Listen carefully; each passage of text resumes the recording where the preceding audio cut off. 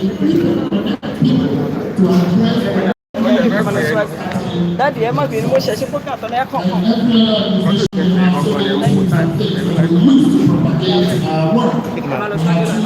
Conversation like what we are going to be having here today. We're going to be talking honestly with ourselves, looking at the critical issues and not really painting them.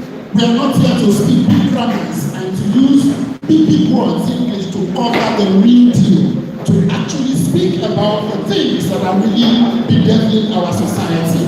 The issue of drugs and cultism has eaten so deep into the fabrics of our society. And so, this is one of the things that we engage community members, leaders, and organizations to take charge and find lasting solution to all these things. We have very many other programs that we fashion out in our organization. We have programs like Living Differently, Team Spirit Connect, Trust Building. We have been carrying out what we call Trust Building Program between the police and the communities that they serve. That particular program is one of the things that brought us here today, because as offshoot of Trust Building Program, we discovered that there are very many issues that are actually causing the clash between the police and the communities that they are supposed to serve. And one of them, or one key one, is what we'll be addressing here today. That came out of the community dialogue that we have been having from one community to another. We just concluded one in Lagos State. We've been to Kaduna State, Oyo State, Ondo State, and in Ogun State we've had also. And then here we are having the community engagement. What are those things that are coming out of the dialogue that we are carrying out between police officers and the communities that they serve? And so, very many other programs that we fashion out. Police I Care is also an offshoot of this. We have Creators of Peace, Ethical Leadership, Trust and Integrity in Global Economy, and so on and so forth. And many wonderful programs that we engage people with. So here today, for my call to you is to take charge, as we say at every dialogue with the police and the people. And we encourage the people. If you see something, make sure you do what? Say something. Because if you do not take action, when the action will happen, you may not be safe. On that note, I welcome all of you to this gathering here today, and I say thank you very much for listening, and God bless you as you join us. Thank you very much, Julius. Please, let's appreciate Julius. That was a wonderful presentation. Thank you so much. Before I bring to the microphone our speaker, let me quickly recognize the organizing committee member and the chairman Pcrc from Odeda, Chief Mrs. Adelike Adedoku JP, and from there, Chief Adebayo Adeyemi, Chairman Council of Alakosos of Owo Kingdom. You are recognized, sir. God bless you. You are welcome. All right, ladies and gentlemen, I would like to advise us as we move to this next step. This next part, let us be attentive. We are here for serious business. Please do not allow any distraction. We are bringing our first speaker to the mic, and it's somebody that is detailed. And I wouldn't want you to miss any part of this presentation. Ladies and gentlemen, join me as I bring to the microphone a fine man, a fine father, a father figure, a speaker, a teacher, an educator, a lawyer, a former commissioner of police in Ogun State, and currently a consultant to the executive governor of Ogun State on security matters. I talk of no other person than our own retired commissioner of police, CP Edward Awolowo Ajogun, retired. Louder, please, you can do better for him. He's a man of the people. You're welcome, sir. Maybe my CP will start with that song. Okay, Talangarago, Tony Helen. Over to you, sir. Okay, thank you very much. Okay, I'm only 20 minutes to make my contribution here. So, I will start by recognizing the boss, the AIG Security Advisor, Excellency. Thank you for permitting me to be here. And also coming here to grace the occasion. I want to also appreciate the organizers, especially Dr. Samson Koko, very indefatigable, intellectual chairman, Pcrc of the state, whose initiative and effort have continually positively been influenced in the direction in which crime initiatives and management control identity should go in Ogun State. Because of the amount of time, I have prepared a lecture here that would have taken maybe 40 minutes or 30 minutes to deliver, but restricted to 20 minutes. So what I've done here, first and foremost, is to identify the problem. And in doing that, I obtain statistics from both the NDLE and of course the police. The NDLE is strictly statistics have to do with the seizures and everything that they have done till 2023 to date.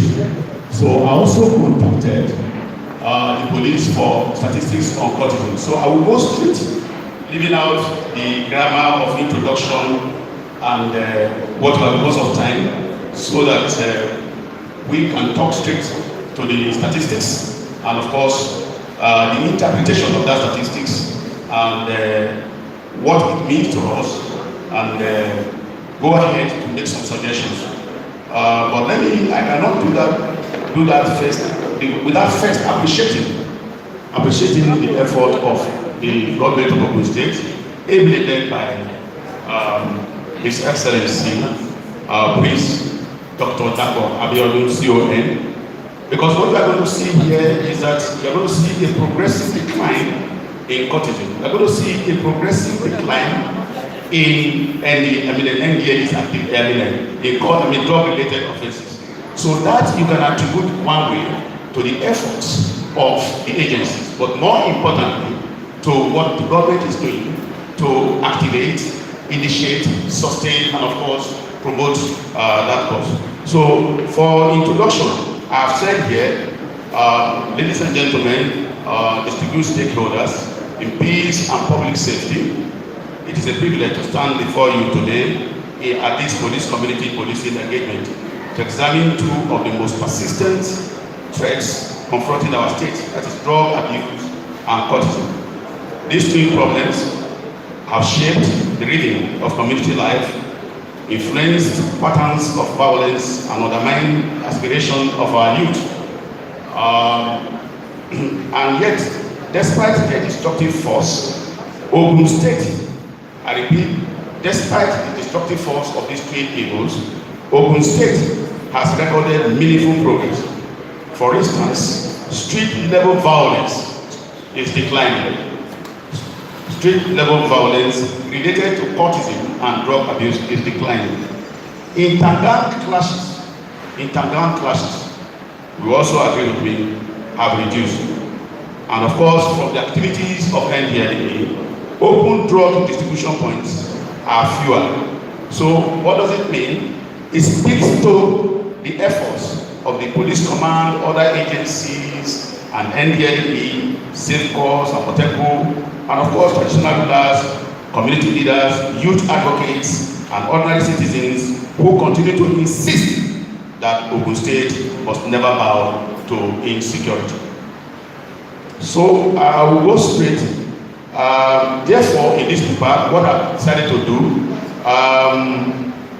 is to offer what I call a sober evaluation of the progress so far achieved, and to also highlight, I want us to note this one, the persistence that this crime still persists in our community, and to offer some strategic adjustments required to secure long-term peace.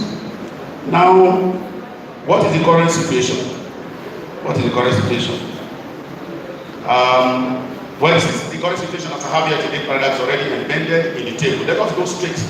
Let's go straight to the tables are collected from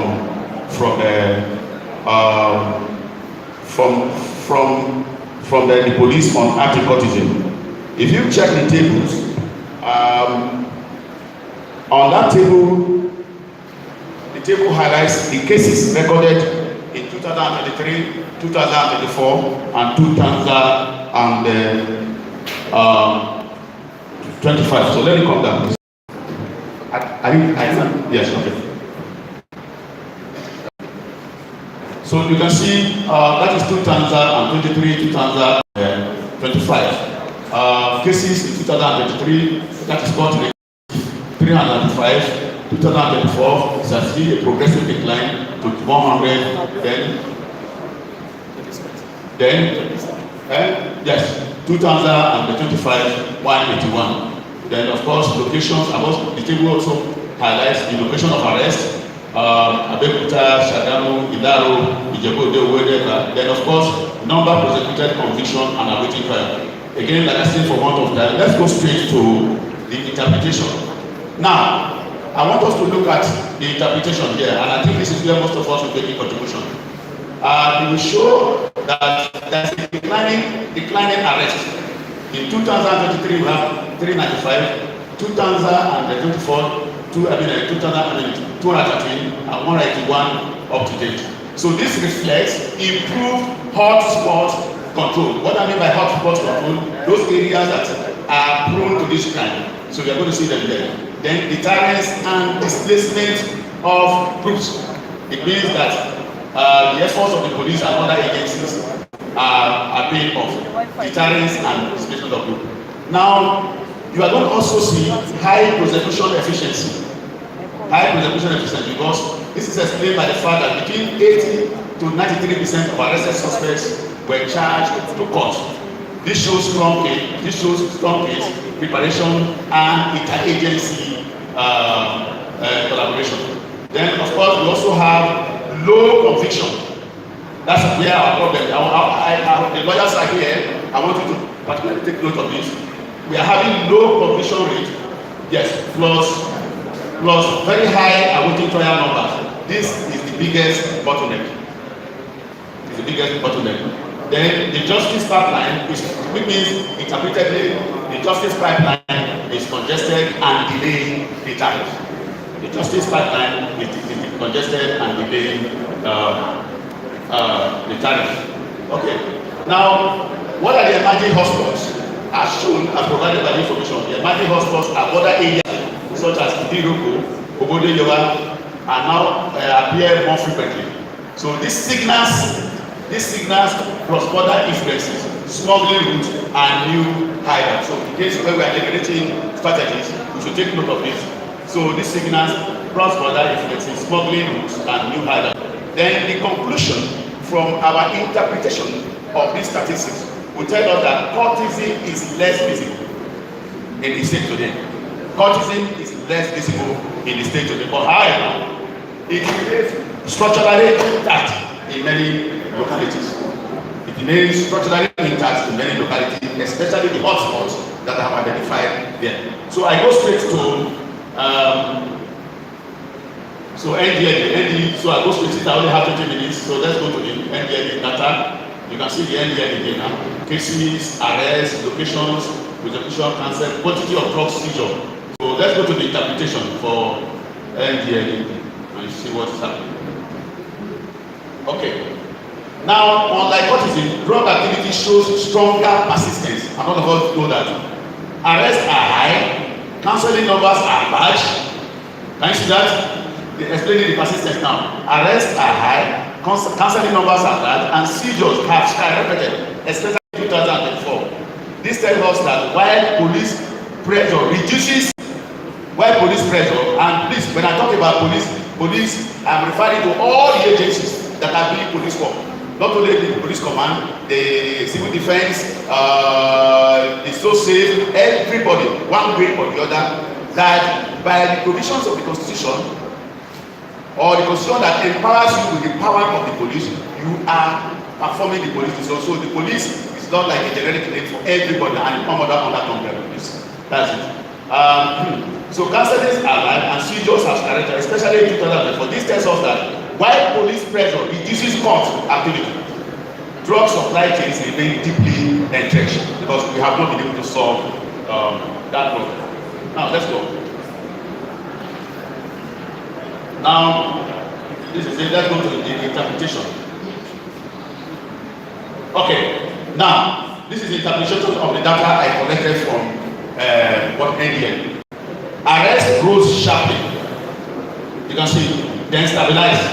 That is 529 in 2023, 731 in 2024, and of course again 637. So this indicates vibrant drug networks and strong operational measure.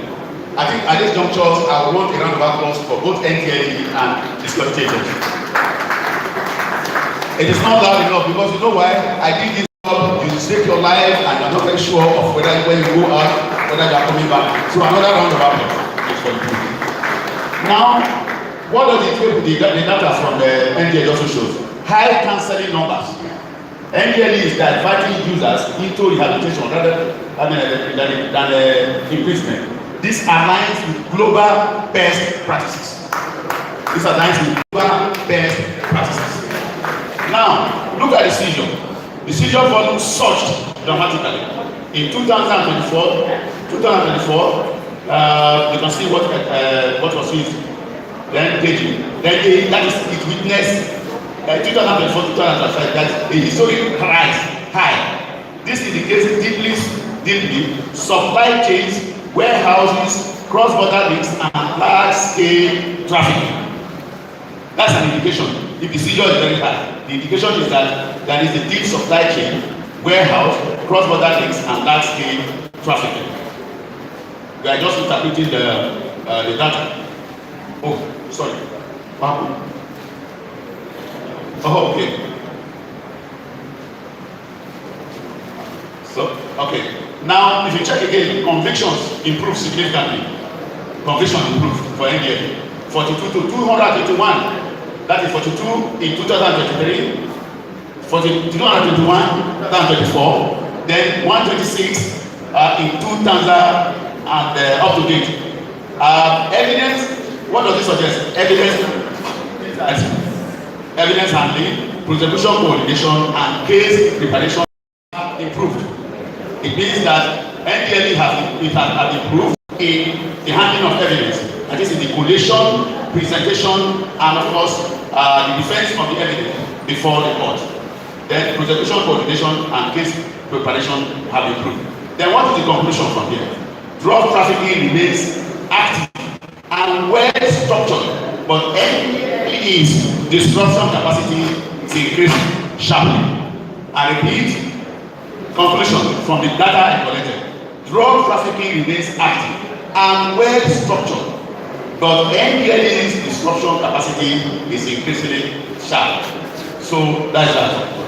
Now let's go to the next slide so that we rush through. Then of course, why this fight is necessary. Drug abuse, cultism are not mere law enforcement challenges, they are social and development. So the consequences include soil involved crime, breakdown in family system, addiction, etc., etc. So then the current fighting strategies.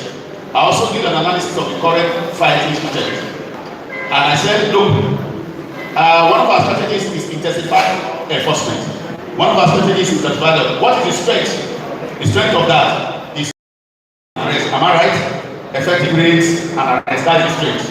Then the gap, mostly reactive. In which case we should make a suggestion on how to improve on proactivity, on proactiveness. So that when it comes to intensified law enforcement, then how do you fix it? How do you fix this problem? I've said we must be predictive. We should be able to sit down. So when next is this crime going to happen? And that will come from your crime analysis. So it's a lot of internet that goes into crime fighting. So it must be predictive. Then it must be intelligence-led. Because when you are going out, it must be purposeful. It must be intelligence-led. Then NDLE operations. Let us say NDLE operation. I've said the strength, right? Major symptoms, rising conviction, gap, networks. The networks still active. The next one, that explains the seizures that are still on the rise. Then how do you fast track drug courts, rehabilitation expansion? That's my own suggestion. Fast track drug courts, fast track drug courts and rehabilitation expansion. Now let's go to community policing where you have what is the strength? Grassroots intelligence. grassroots. That is the strength of community policing. It offers you grassroots intelligence. Therefore, what about the gap? Where are these coming from? They are coming from training and coordination issues. They are coming from training and coordination issues. Then have these youth influencers, right? To include escorts and of course behavioral science as you go out to engage them. So, well, I think I am within the 20 minutes. So, well, let me read that conclusion. I've said here, Ogun State has made impressive, measurable progress in reducing visibility of port violence and improving the disruption of drug supply levels, as was seen in the statistics I provided. Yet, persistence reflected in data demands strategic patience. What I'm saying here, and yes, we have done well, no, that's persistence. So it demands strategic patience, strengthening institutions by encouraging them through the court so that if they bring cases to them, you hasten the prosecution process and sustain collaboration, that is synergy among the security, between law enforcement and the community. So if you combine, number one, enforcement. I want you to also to combine enforcement, intelligence, rehabilitation, youth development, and community moral renewal. If we combine the that we should combine enforcement, intelligence, rehabilitation, youth development, and community moral renewal. If we do all of this with this, we can secure a future where our communities are safe, our youth empowered, and our state resilient. Thank you very much. Wow. That was a beautiful one. Thank you very much, sir, for that wonderful presentation. Can you please help the CP to take the gadgets? Thank you so much. Well, as you can see, the consultant to the Executive Governor of Ogun State on security has been able to identify and he's been able to delve into the issues, and he has proposed a way out in his presentation. Before I move to the next item on our program, I would like to quickly recognize some people who have joined us during that presentation. Let's say who joined us during that presentation. Our Chief Mrs. Odunlami, the State Vice Chairman 1 of Pcrc in Ogun State. You are recognized, man. God bless you. And also, while the presentation was ongoing, the Chief of Staff to the National Chairman of Pcrc and the Chairman Pcrc at that Royal Area Command, Honorable Taiwo Akinabi, joined us. You are recognized, sir. God bless you. Thank you so much. And we have the Chief Odufuyes Sunday Muritala, Chairman, the Nigerian Justice of Peace, Ogun State. You are recognized also. Thank you very much. Of course, the Asiwaju Dapo Wahab Foundation is here. We have so many partners with our security agencies here seated. And at this point, we will like to take goodwill messages. Why not? We have a paramount ruler in our midst, ably represented by a highly respected chief. Please, I would like to have the representative of the Olowu of Owu Kingdom to please come forward and give us a short goodwill message from the palace. Eba mi ṣe kábíyèsí o. Eba mi ṣe kábíyèsí lẹ́ẹ̀kan sí. Ẹ̀ẹ̀mẹ́ta là ń kọ́ba aládé o.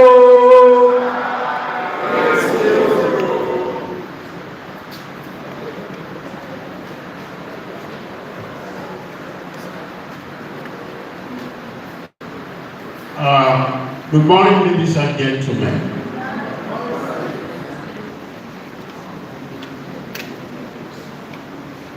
The Olowu of Owu Kingdom, Ọba Saka Adelola Matemilola, has visibly and actively supported the issue of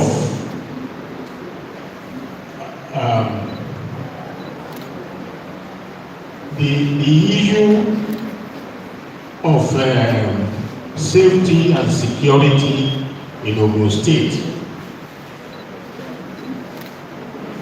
He introduced an enlarged committee for security in the kingdom, in the town, and in the state when he came into the throne. And he has the Pcrc have aligned with this ambition and objectives.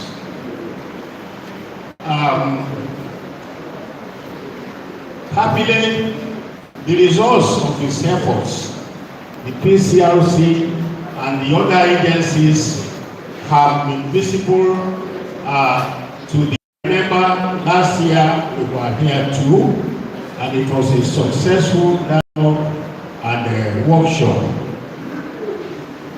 I'm confident and hopeful that today's workshop too shall be a success.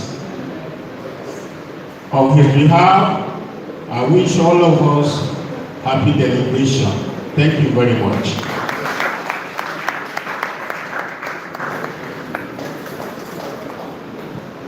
Thank you very much, sir. Kábíyèsí, Kádépẹ́lórí, kí bàtà pẹ́ ní ẹsẹ̀. Thank you very much. Well, at this point, we still have some goodwill messages. Of course, we will be hearing from the special advisor to the executive governor of Ogun State, and of course, we'll be hearing from the military. But before we get to that, we'd like to bring the NDLEA on board for their presentation. Of course, I know they are ready. They are always good to go. And why not, if not, we just secured another 8 years for our Oga at the top, who has been doing wonderfully well. Our own General Mawa retired. So another 8 years of wonderful work loading. So NDLEA, another 5 years. Okay, thank you very much. 5 years. Thank you so much. Probably I wanted him to do 8 years. All right, so NDLEA, yes, you have the floor. Let's have your presentation. Welcome. God bless you. Mr. Round of applause for representative NDLEA as she comes forward to make her presentation. Over to you. Thank you.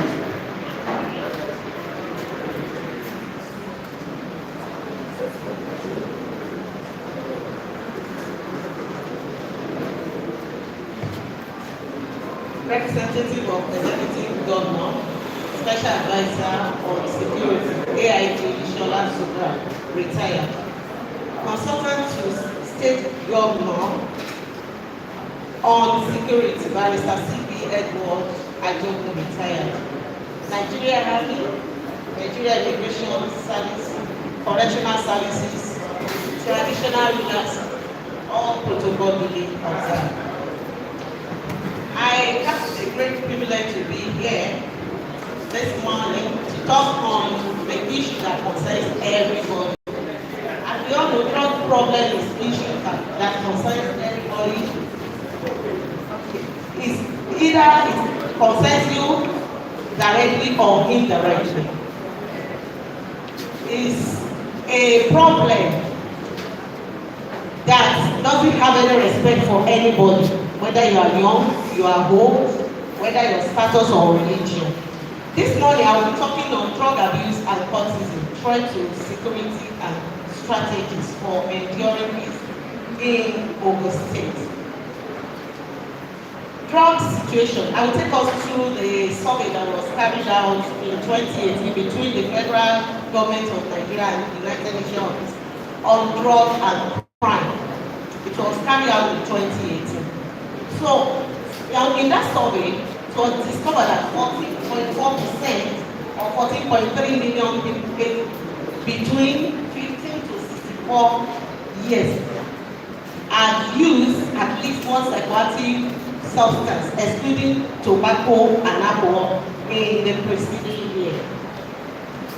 Nigeria annual drug prevalence of 14.4 is comparatively high. That is like 3 times the global prevalence, a global statistic that was carried out in 2016.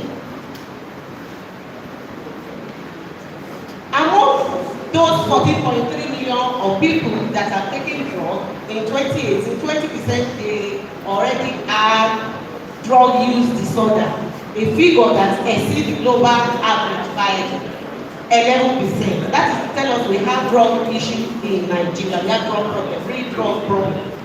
Cannabis sativa was the most used, with several variants such as skunk, Colorado, Arizona, and loud, followed by opioids, mainly the non-medical use of prescription like opioid and cough syrup containing codeine.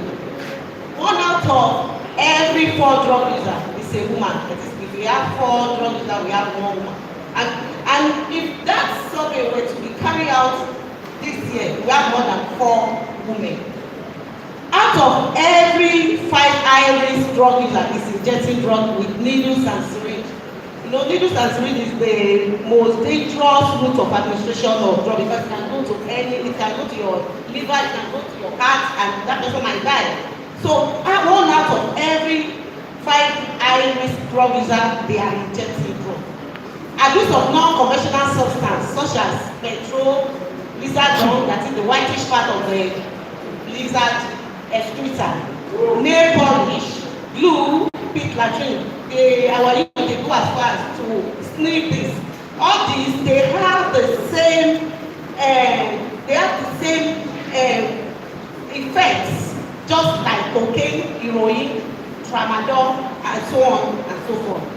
The survey notes a significant gap in meeting the needs of treatment and care of people with drug use disorder.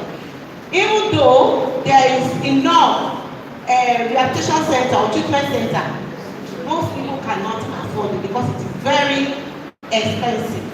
Some of these rehabilitation centers is from 500 to 1,000, 1 million, 1.5. So, and we don't really have enough treatment center. Because even if we call them that we want to refer some clients, they will say so many people are killed. So that is the problem we have in Nigeria about drug. What is drug? Drug is substance other than food that is used to prevent diagnose or treat or relieve symptoms of a disease or abnormal condition. That is to tell us that drug is beneficial to our well-being, is beneficial to our health. Those are the drugs that are prescribed by a medical doctor, not the one that you use on your own without consulting a medical doctor. What is psychoactive drug substance? Psychoactive drug substance, they are those drugs that act on the central nervous system. And our central nervous system consists of the brain and the spinal cord. And they can act on the brain and the spinal cord like as stimulants. That is the rate at which the central nervous system works, or as depressant by decreasing the rate at which the central nervous system works.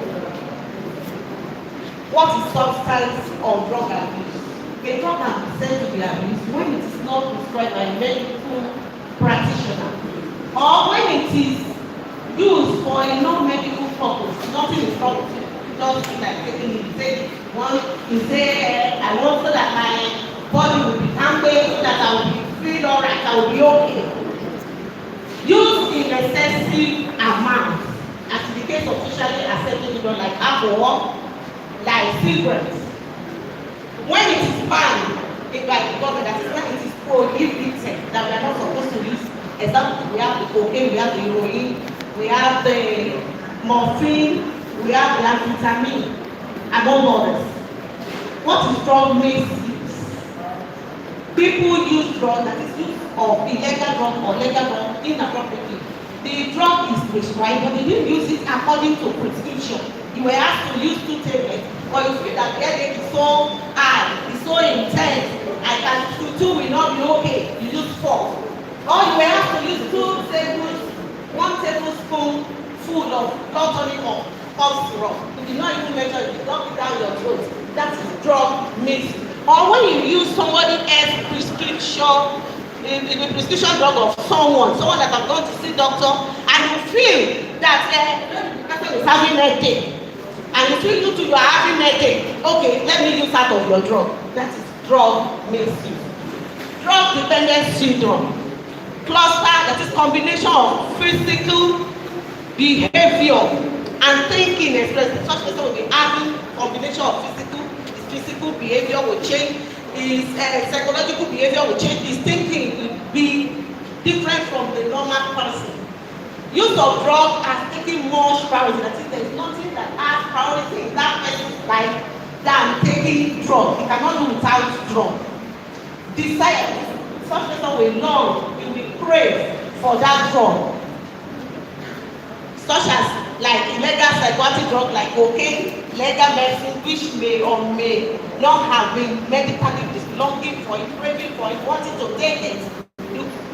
Then cannot control the impulse to use drugs, despite taking it. Even when you know that that drug is going to kill you, you will still use it because you cannot control the impulse of taking it. Physical change in the area of brain that are critical for judgment, decision, learning, memory, or behavior. The part of that brain we have frontal lobes. Our frontal lobe is the part of the brain that are meant for judgment, decision making, learning, memory. But that person taking work, there has been a change due to drug intake. That you no longer make good decisions, so you no longer learn, you no longer remember things because that part of the brain has been affected. Then possible return to the use of drug after a period of accident, that is relapsing, going back to the use of drug after you have been treated, you have already been maintaining your status as non-drug user. Then you now go back. That is what we call drug dependency. Then progression of drug use. We have experimentation, we have vocational, we have regular, and dependence or addiction. At the experimentation stage is the first time the person will take drug. And if you not depend on the person whether you like the first experience, if you like it, you will continue using it. If you don't like it, you will stop. Those who want to drug, they will not use their money to buy drug. But they always use drug when they see someone that will offer them. You want to give me one bottle of beer, give me one round of cannabis, you will not use it. Or when they are let drug are free or at enjoy, so they will not use their money to buy it. Regular is the person they have not become a regular user. Go out, seek for the drug and use money. Use our money to buy it. Dependence or addiction state, this is a state that the person cannot do without drug. He or she has become a slave to the drug. He cannot control the impulse of taking drug. The science of prevention. To ensure the non-use of drug, particularly for young people, that is those people that have not started taking, to ensure that they did not initiate the use of drug. That's why we go to schools, primary, secondary school, so that we can catch them before they initiate the use of drug. Delay the decision to the use of drug. Some people, they are born as drug addicts, but the father is using the mother is using. And then for them not to start drug, because taking drug at any stage, we have a severe problem called you, that someone that is a bit older. Because our human brain is not fully yet developed until we are at age of 27 years. And also when you take drug, you know that age, you affect severely. Then ensure that many drugs are not graduate to prevention. For those people that have started to give them hope that this is as long they will not graduate to dependent stage, which is very little. Then reduce the risk factor and enhance protective factor. Type of drug, we have cannabis. Cannabis is the most commonly used drug in the whole world. And the active ingredient is sexual hydrocannabinol. Is that one that normally give people to make them act and then make them to be depressed. Cannabis can be depressed as a stimulant. This can be a stimulant and can be present depending on how much you use it. Alcohol all, it affects the central nervous system by decreasing the activity of the central nervous system. And exactly, we have to feel the spirit, mind, and so on and so forth. Alcohol is commonly abused because it is readily available and socially tolerant.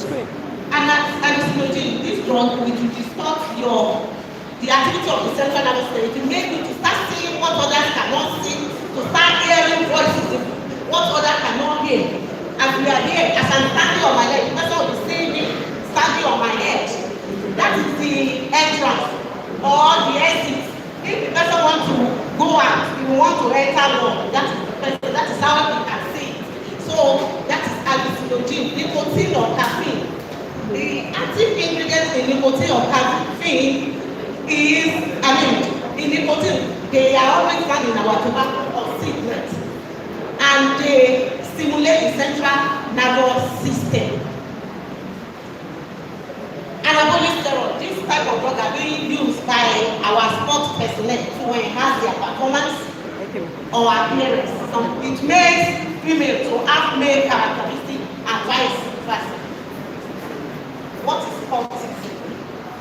Cultism often refers to belonging to a secret group that does harmful or illegal things, especially among students.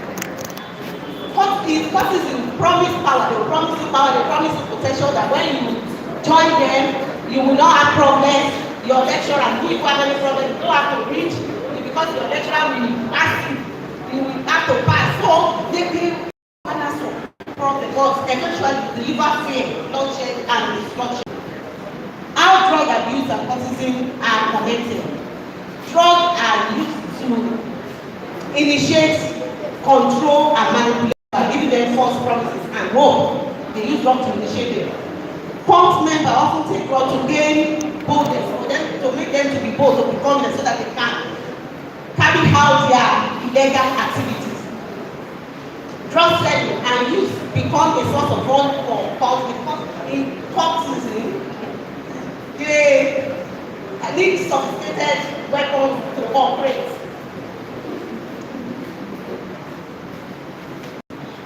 Reason why people take drugs: peer pressure, curiosity or experimentation, broken homes, availability, unemployment, or consequences of drug abuse: accidents, unemployment, poverty, psychosis, that is mental disorder, hallucinating what that is not unreal, that are closing things that are not unreal, having issue with law enforcement and criminal justice system.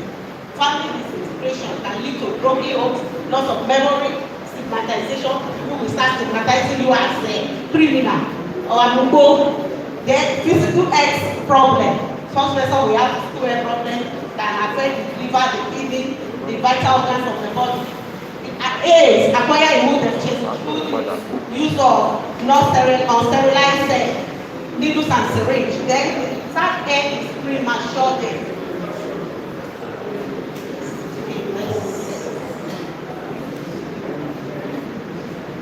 Threats to security and peace.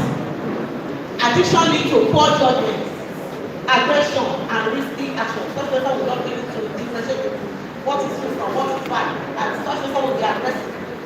Many youth drop out of school, they have so many of them. Some sudden change in behavior, the behavior of such will be withdrawn from the faculty. We not sudden change in behavior, the behavior of such will be withdrawn from the faculty. We not relate to people, be on his own.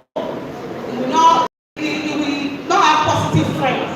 Secretive lifestyle. We wouldn't want you to know what he is doing because if you know, it might be a problem.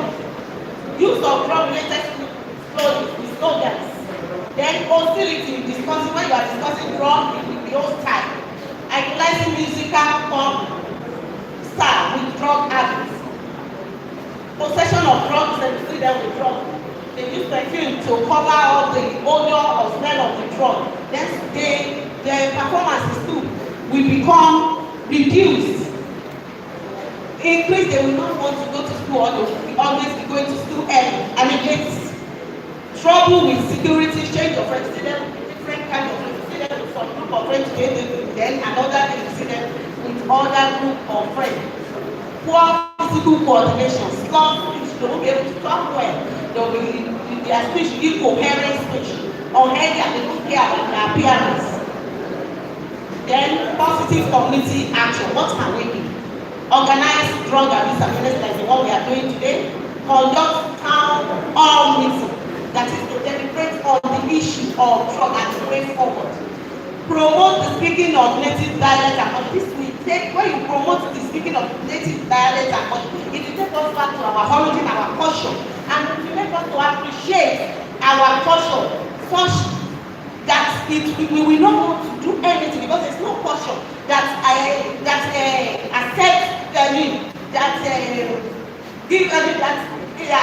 that people should be taking drugs. No culture accept it.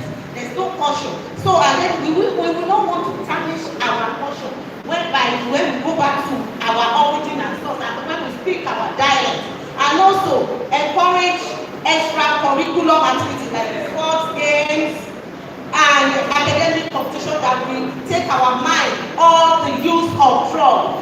Provide programs for parents. And parents, they have a lot of role to play.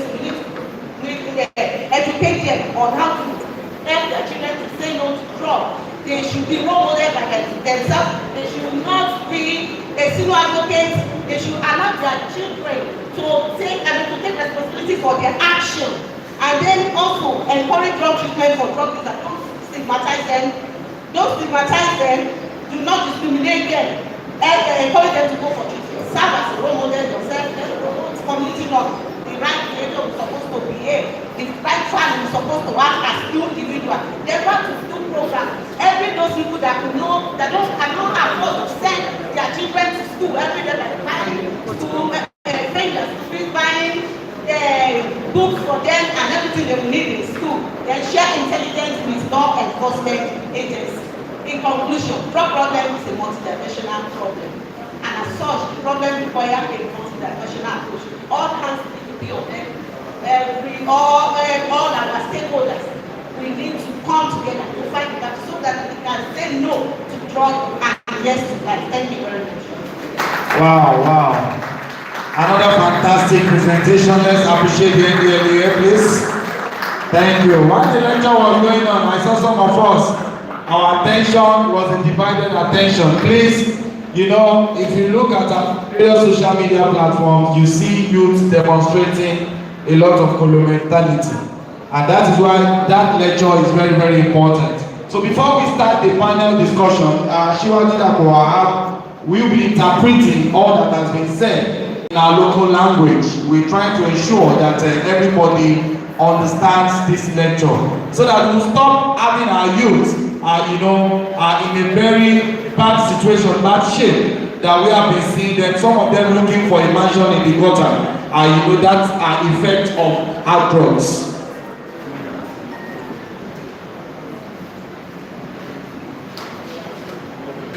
Alright, so before we move ahead, we'll be hearing from the special advisor from the Executive Governor of State shortly. But before that, I would like to recognize the team of the Nigeria Security and Civil Defense Corps. They are being led, I can see the Deputy Commander of Corps. So please, let's appreciate the NSCDC in our midst. God bless you. You are well recognized. And from there, I will be recognizing the Director of Community Development Cooperatives, Mr. Fayoyi Olaniwaju M. Wherever you are seated, please, you are well recognized. Thank you very much. And also the Deputy Director of Community and Development and Cooperatives, Mrs. Ajayi B.M. You are recognized wherever you are seated. Welcome to this wonderful and very educative program. Also, I'd like to recognize Chief Adelani Adebayo Oyega Afobaje Owu Abeokuta, also representing Kabiyesi, the Olowu of Owu Kingdom. You are well recognized, sir. God bless you. Of course, we can see the staff of office of Kabiyesi. Kabiyesi is an educationist, a professor, and somebody that we all respect so wonderfully well. So at this point, ladies and gentlemen, I will be calling on the special advisor to His Excellency, the executive governor of Ogun State, Prince Dapo Abiodun PON. Here today we have AIG Shola Suba, retired, giving us a short goodwill message from the government of Ogun State. Thank you very much.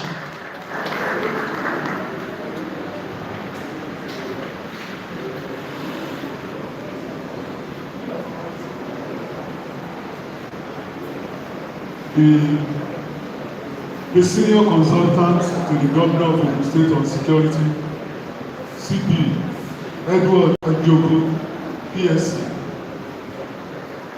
The service commanders ably represented here today, the convener of this meeting, distinguished stakeholders, our Kabiyesi. I do my obeisance to our Kabiyesi. Every stakeholder represented here today, members of the press, ladies and gentlemen, good morning or good afternoon.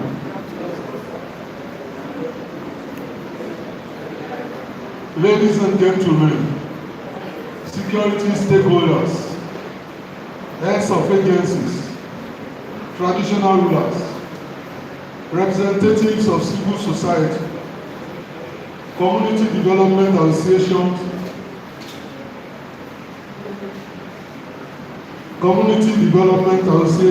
youth leaders, members of the press. Thank you for gathering here today for this critical dialogue. It is both a privilege and a solemn responsibility to address you on a matter that strikes at the heart of our collective survival: drug abuse and cultism as threat to security and strategies required to sustain peace in Ogun State. Ogun State has long enjoyed the reputation of being the gateway state. Gateway to commerce, gateway to industry, gateway to education, gateway to religion, gateway to development. Yet, in recent years, we have also become a gateway to a troubling social reality, that is the rapid rise of drug abuse among our youth and its dangerous intersection with cultism, organized crime, and violent insecurity. Today, we confront two interlinked, mutually reinforcing forces that threaten everything we are working to build: the menace of drug abuse and the expanding networks of cult-related violence. These forces do not only destroy lives, they destabilize communities, undermine governance, choke economic development, and strain the capacity of our security institutions. The reality is that drug abuse is no longer a hidden scourge affecting only obscure corners of society. It is now in schools, on our streets, in our markets, and even within some professional spaces. The spectrum of abuse substance continues to evolve. Cannabis, tramadol, cocaine, mixture, and so on. A dangerous culture has emerged, a culture that glamorizes drug abuse as a symbol of boldness, power, or social belonging. The culture often acts as the gateway to cultism, which thrives by exploiting drug-dependent youth, manipulating their vulnerabilities, and weaponizing their instability for violent ends.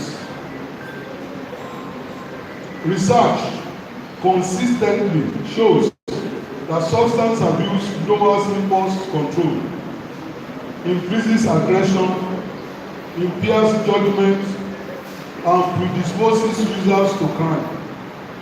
For many young persons, initiation into cult groups begins with drug-induced socialization. What begins as experimentation quickly becomes dependency, then loyalty to the group that provides the substance, protection, and identity. So, what has the state government been doing? Under the leadership of His Excellency, the Governor of Ogun State, our administration has taken a multi-dimensional approach. The first is to strengthen our own local security agency, that is Amotebu, and then its synergy with federal security agencies. We have also invested in intelligence-led operations targeting cult hideouts and drug distribution points. Community policing has not taken the back stage. Its framework has empowered local surveillance and early warning systems. There has been collaboration with LDLEA for aggressive drug market disruption. Establishment of youth-focused rehabilitation and skill acquisition initiatives. But we must admit, the scale of the challenge demands more coordinated, innovative, and sustained action. So what is our vision? Our vision is clear. A state where parents is not afraid. Parents are not afraid to send their children to school. A state where young people pursue education, innovation, and entrepreneurship, not drug and cult groups. A state where communities live in peace, businesses thrive, and development flourishes. A state where security is not merely the presence of armed men, but the presence of justice, opportunity, and social stability. Achieving this vision demands consistency, courage, compassion, and collaboration. In conclusion, in addressing the dual menace of drug abuse and cultism, we are not only fighting crime, we are fighting for the soul of Ogun State and the future of our generations. Let us be clear, we cannot and will not allow criminal elements to define our identity or dictate the destiny of our youth. Today, I invite all of you to renew your commitment. Together, let us build a state where peace endures, where the rule of law prevails, where community thrive, where every young person has a chance to grow into a productive, responsible, and full citizen. This is our duty, this is our mandate, and with your cooperation, this is an achievable reality. Bigger, Wow, thank you very much, sir. Thank you. That is the one from the government. Please look at the person sitting by your side. Oh yeah, you can make it better. You can appreciate the government. Thank you. Now they clap since morning. Governor they talk, you they clap. MC you don't bring clap. Don't worry, I'll become a governor too. Don't worry. Please look at the person sitting by your side. Tell him or her, no room for criminal elements in the state. Please look at whoever is not talking, a criminal. No room for criminal elements in Ogun State. And they watch well, so they will catch criminal now. They will just go back. All right, thank you very much. So at this junction, I would like to quickly recognize the chairman of Pcrc Abeokuta Metro Area Command, Honorable Yomi White. You are specially recognized, sir. God bless you. Also in Pcrc, talking about catching them young, we have the youth and women wing, and we have the coordinator of Pcrc Ogun State women folks, Elijah Balogun. You are recognized. God bless you. And also the 2IC to the state chairman of Ogun State Pcrc, Comrade Lawal. Abdullah, you are specially recognized. Thank you very much and God bless. Let me inform us that this program, we never see anything. More goodies are coming. So we are getting to that high point. We are going to have a short playlet the discussion, the panel segment. And so please let's get set for this time. At this point, we will want to take the last goodwill message. We are going to take the last goodwill message from the Nigerian military. And of course, I can tell you, I know the military, when it comes to management of time, they know the joke. Ladies and gentlemen, I call on Major A.S. Atuwa, representing the Brigade Commander, 35 Artillery Battalion, Alamala Barracks in Ogun State. A round of applause for the military, please, as we have them on the microphone.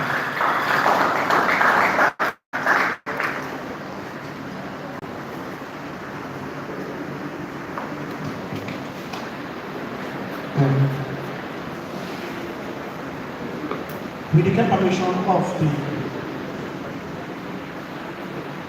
Assistant Inspector General Police Shola Subaru, the Special Advisor to Ogun State on security matters, I would like to start on already established protocol because of our time. Thank you, sir. I'm Major A.S. Atuwa. I'm the commanding officer, 35 Artillery Brigade Provost in Alamala Barracks.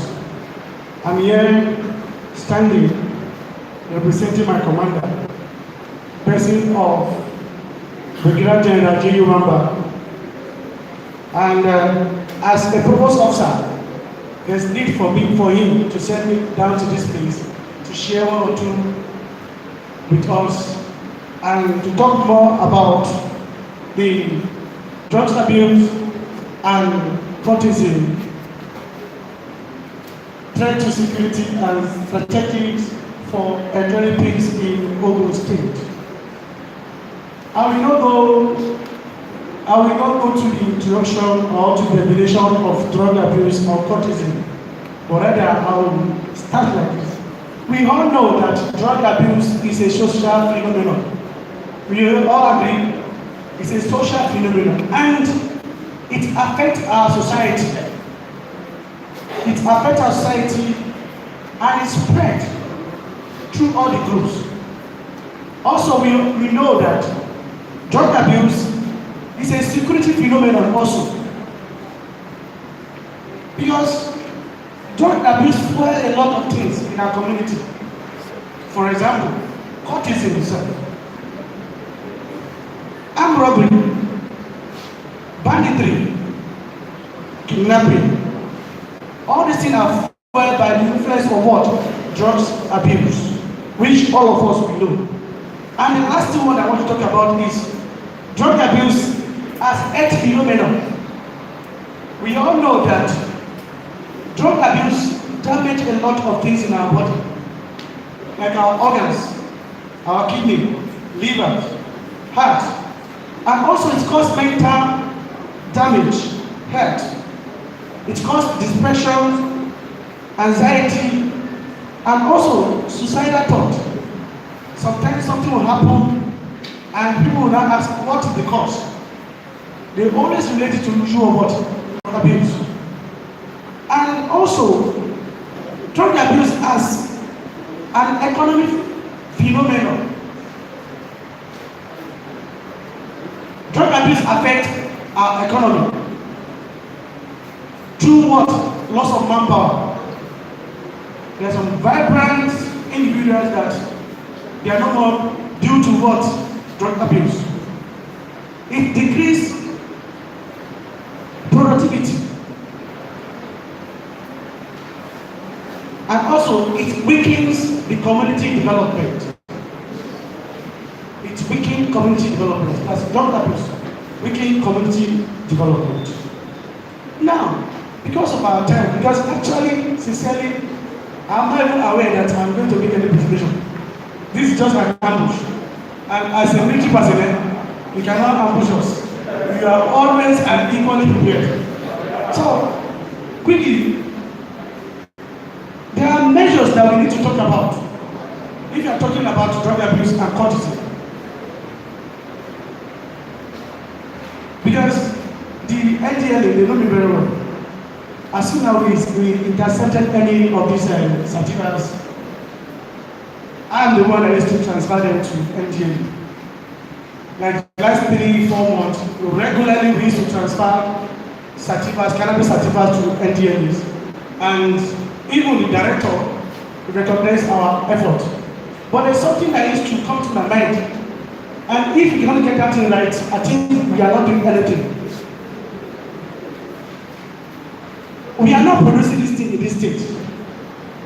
Where are they coming from? How did they get entrance into the state? These are the things that we need to talk about because it's a concern to us, it's a concern to me. Now, part of the control measures that we need to talk about is to tighten our border control. You know, the Ogun State generally is like a border to another country. And we have a lot of routes that leads into Ogun State. And these guys are using this to smuggle in these drugs. What are we doing?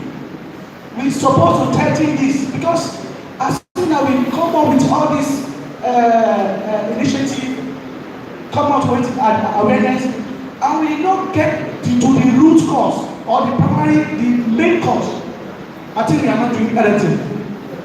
The border security is very important. We need to tighten our borders. It's not, we all know what happened in Ogun State. We all know the business in Ogun State. But nevertheless, we need to do this. If we don't do this, we are still going to repeat things, and this thing will continue to grow. So there's need for us to have a border tight border security. And this it involves all security agencies, not only the NDLA, not only the army, not only the police. It involves everybody. It's a collective responsibility if you want to achieve this.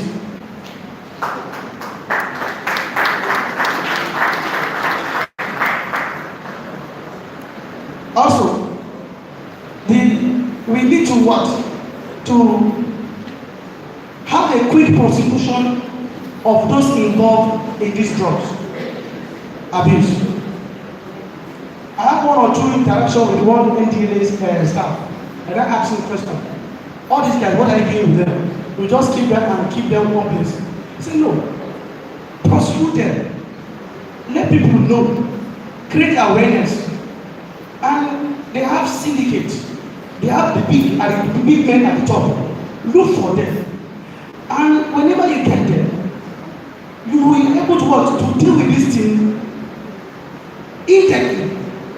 But when you fail to do your work, by prosecuting the people involved, because of one or two things, we are still doing things without any result.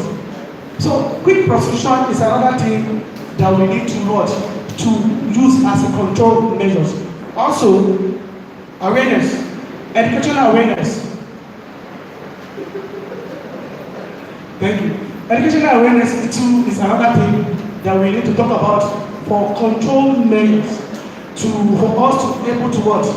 To sustain good fight against drugs abuse. I think at this junction I'm going to drop mine. Thank you all. I'm conveying the message of my commander. He's not here, but I'm here to represent him. He extended his greetings to everybody, and thank you for your rapt attention. Thank you very much, sir. Thanks for making a good use of my own ammunition.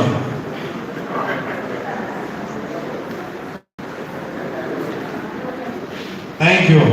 So I just told the major that for an MC like me, this is the only ammunition I can use it anyhow.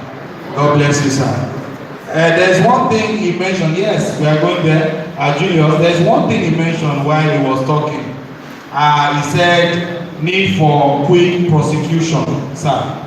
talked about that. And some of us have wondered also that if the NDLA, the police, and other security agencies have done all the good works, and these people, we just find them after 2 months or 1 year out in town, roaming the streets again. Those who are informants, people who are trying to make sure that we sleep with our 2 eyes closed. Nobody will talk again. When anybody has been prosecuted, let them go. That is one of it. So Julius, at this point, we now move straight to the next program, and of course, the next leg of our program. Yes, we're talking about drug abuse. Yes, and we're going into the next leg, which is cultism. Cultism, and at this point too, you know, so this is another big problem that we must address. And of course, we will be having the representative of the police giving us the closing remark, so that the representative of the police, since they are the host, they will be coming up last, giving us the closing remarks. But the anti-cultism people, I call them people, they are my people. So they are next for their presentation. And at this point, I'd like to call on their lead, the presenter, the representative, ASP Francis Olofo, to please come forward and take the microphone. ASP Francis Olofo. And I know the anti-cultism people, they know how to manage 20 minutes. I know them. Anti-cultism people know they waste time. Over to you, sir.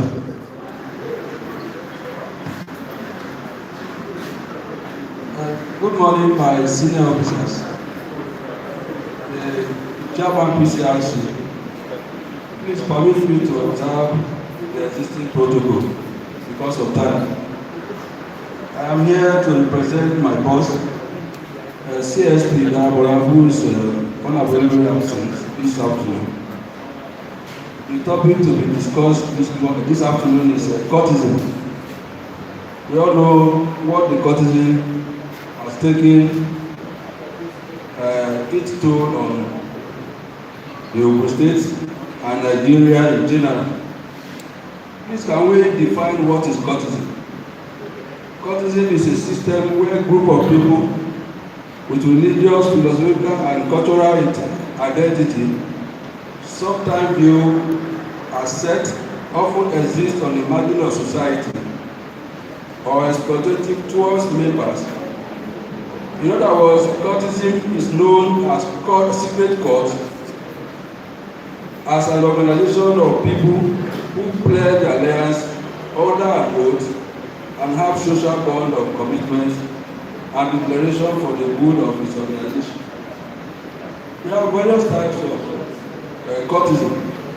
We have the Ayek of fraternity, the Kokania. We have fixing of confraternity, Jezebel, Black Axe, Black Brass, Pirates, etc. There are many in number. How does cultism come? What are the causes of cultism? Very often we see young children. This time around we have 12 years being initiated as cult. What are the factors that are responsible for cultism? 1. Quest for power, society identity, poor parental training, peer pressure, peer group influence, search for protection. These are some of the things that influence people to join cult. How do they carry out their initiation? This time around, their foot soldiers, their coordinator, what they do is to go out, go to school environment, they also go for when they have birthday celebration, clubbing. This is where they find an enabling environment to initiate people. They do so by forcibly attacking their victim, and they are forcibly initiated into the called fold. So doing this, once you are initiated, you are pledged an alliance with them. There is no way you will renounce it. Some will say they have renounced cultism. Those that come out to say they have renounced cultism, they still return back to the fold. Because during that period, you must have engaged in court rivalry where your name have been marked, and at any given time, you can carry out a revenge on the person. So, once you are initiated, once you have participated in any of their classes, I don't think I will renounce my membership will work. We have seen some people who have run away from this country, being a member, and when they come back to this country on a visit, they are being attacked by their members. So it is better you don't join. Once you become a member, it is a life-threatening activity that you cannot renounce. A bid for them to fight for themselves. They believe that none of their members can be humiliated at any point in time. This time, before we know that cultism is in the school premises, but this time around we have artisans, the mechanic, barbers, and person stores and the likes of it. They are all, most of them now are board members. Why do they do that? They do that because they feel that nobody can challenge them, and if you do, they have people who can fight for them at any given time. So we talk about how do they operate. Well, how do they meet? The court group, they have a meeting point where they contribute money. They contribute money for their own welfare and how they carry out their operation. They coordinate their meetings. In the police, we have what we call divisions, police posts, and police stations. This time around, the court, they have a territory this time around that if you don't belong to that territory, you can't cross that territory. Of recent, we have an issue at Opanto and Oshele, where they operate. We thank God that for this period, we have marked their number one and their second in command, and some of them are bullied in prison, and that is why we have a peaceful environment in that axis for now.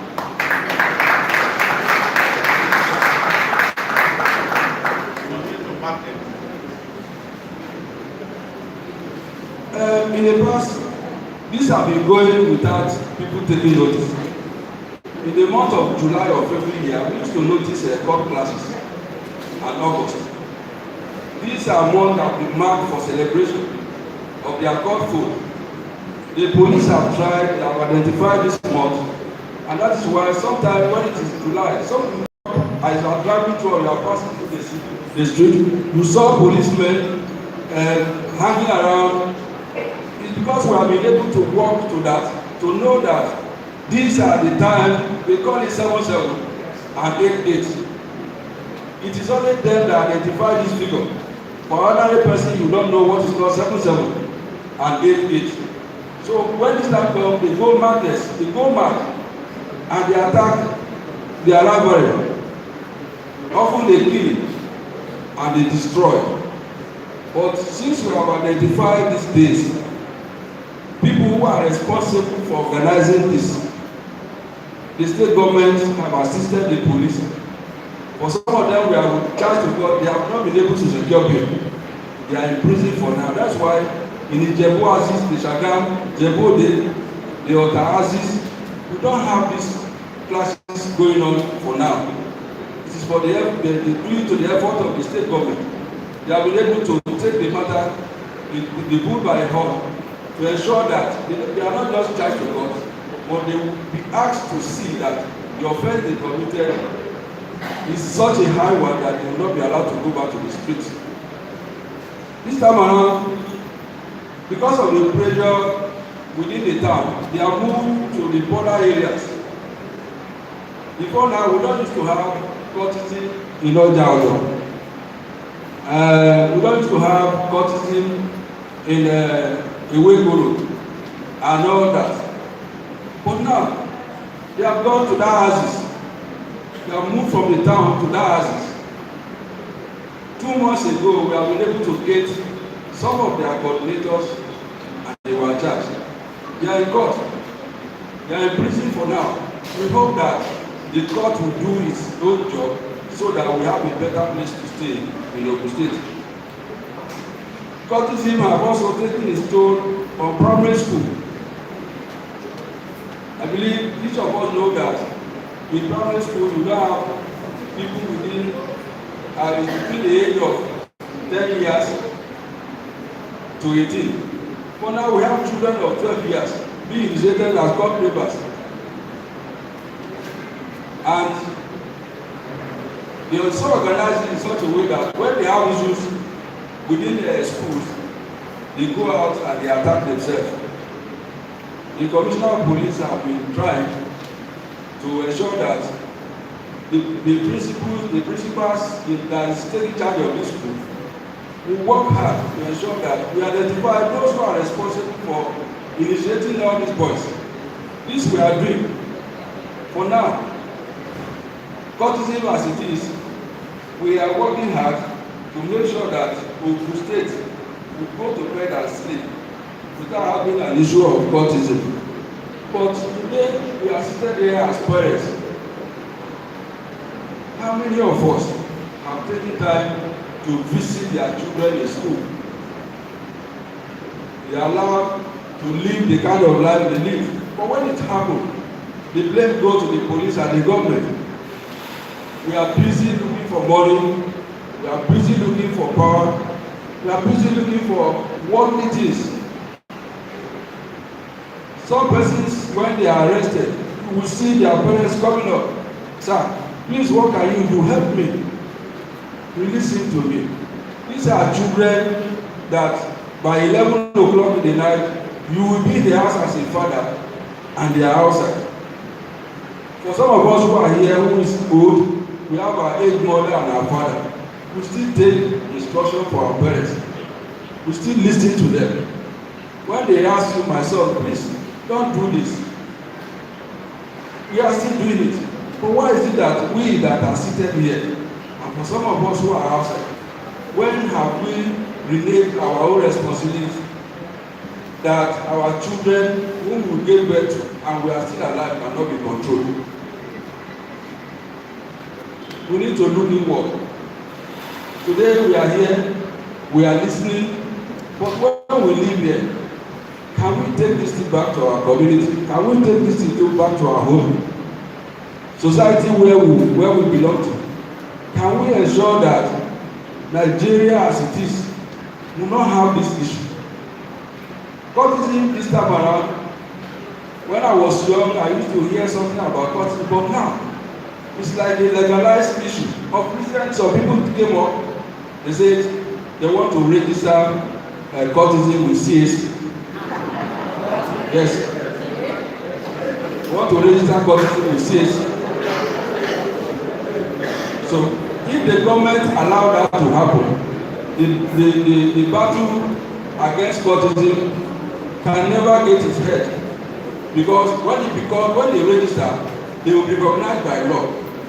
And so whatever they do, it takes time for the law to exercise its power on them and ensure that justice is done. The Commissioner of Police, when he got wind of that, they came and he told them, yes, you are free to have an association, but for this, Ogun State will not permit that. So we have not seen them. Probably they are still doing their homework, but sir, the government representative is here. Please, take this information and help us to work on it as it is, so that what we have now, we'll be able to manage it, than when you get to the level we are thinking of where to reach. So, my concern this morning about cultism, air talker in Ogun State, just last a month now, a young man was walking on the street, was going to see his brother. Some boy just see him, they look at him as somebody who can be their member, or whom they believe that if they have him in their phone, they can use him. They stop on him, they attacked him, but that boy, he was lucky Somehow, he fell on the ground, and by his side, he saw a bottle there. He broke that bottle and stabbed one of the cultists, and that one died. They wanted to kill him, but police came and rescued him. So this time around, it's not even about going for clubbing. It's not even about going for any ceremony. That you are going on the road, and they see you as a material for them to be used. They can attack you and initiate you against your will. So this is the trend that is going on within the court fold. And so when we know that you have somebody who is living in your house, as a neighbor, in your community, as a court, why can't you come out and give information to the police so that we will get to that person and take him out of circulation for a while? For some, after the arrest, they come back to their senses and they say, for this, I will not go again. I think that is the best thing that all of us can do. Our sitting here today should not be for fun. It should not be that we just come here to come and listen. Our partner NDLA, they have just mentioned it. Most of the cultists that are arrested, they are always found with hard drug. You haven't found them with hard drug. And when you ask, they will tell you. They don't hide. But when police get to them, there is nothing for them to hide. They will reveal all their information on how they got initiated, how they got the drug, and how they have been going about their activities. The Commissioner of Police have been assisting us in this fight against cultism. In fact, they are not hear about cultism in any of the police stations. When arrest is made, the next thing to be done is for him to transfer, to order them to transfer the matter to the state side for anti-cultism to handle. And that is what we have been doing. There is no case that comes from division that anti-cultism will release that person. When you come to our office, you will be charged. It is left for us to determine whether you have committed an offense for you to be allowed to go free, or you go and serve your jail as it is. So it is safe for you not to come to anti-cultism office for any reason. Once you are brought and there is evidence that you are a member, our renounce is not in our statement. You go for it, because you know that it's not a thing that the state is taking it lightly, and we as a police officer we are duty to protect life and property, and that we will continue to do. We have our men outside. We have some men at Jebo, we have at Jebode, we have at Shagam, we have at Tota, and some other places. So if you have any issue that has to do with anti-cultism, if you know you can't walk down to the state headquarters, please reach out to the DPO that is closer to you, and you will get our men to come around and rescue the situation. Thank you, and God bless you.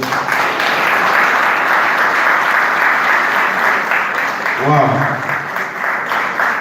Thank you very much, sir. You can do better. You can do better, actually. NDLA people, your property is still there. You can come and relocate. You still want to use them. So that they should not take picture with it with us. Thank you. All right, thank you very much for that wonderful presentation. A quick announcement will be, I know you, the participants, have loads of questions that you want to ask our keynote speakers. Please, just make sure you write down your question. You've been given a jotter and a pen.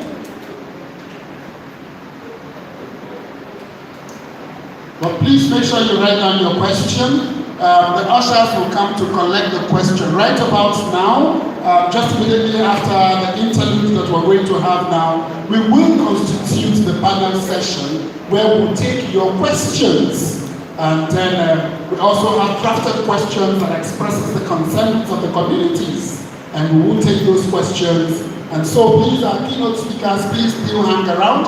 NTLA do not go anywhere, because I know people have a lot of questions for you and some other people that will constitute the panel here today. So please, when you are done with your question, you can just flip it this way. The ushers will collect from you once you have a question that you want to ask. We also want your voices to be heard. Right about now, I want us to make welcome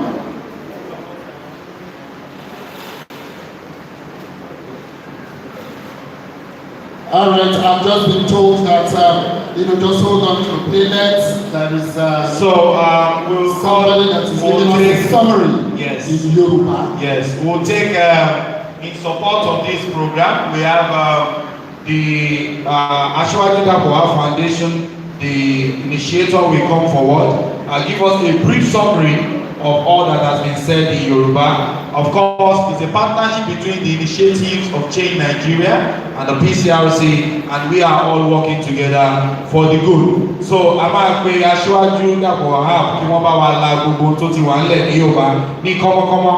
Aṣíwájú Dàpọ̀ Wahab, over to you, sir. Ẹ wá bá wa sọ́ọ́ sí ìwé Yorùbá ní pápá. All right.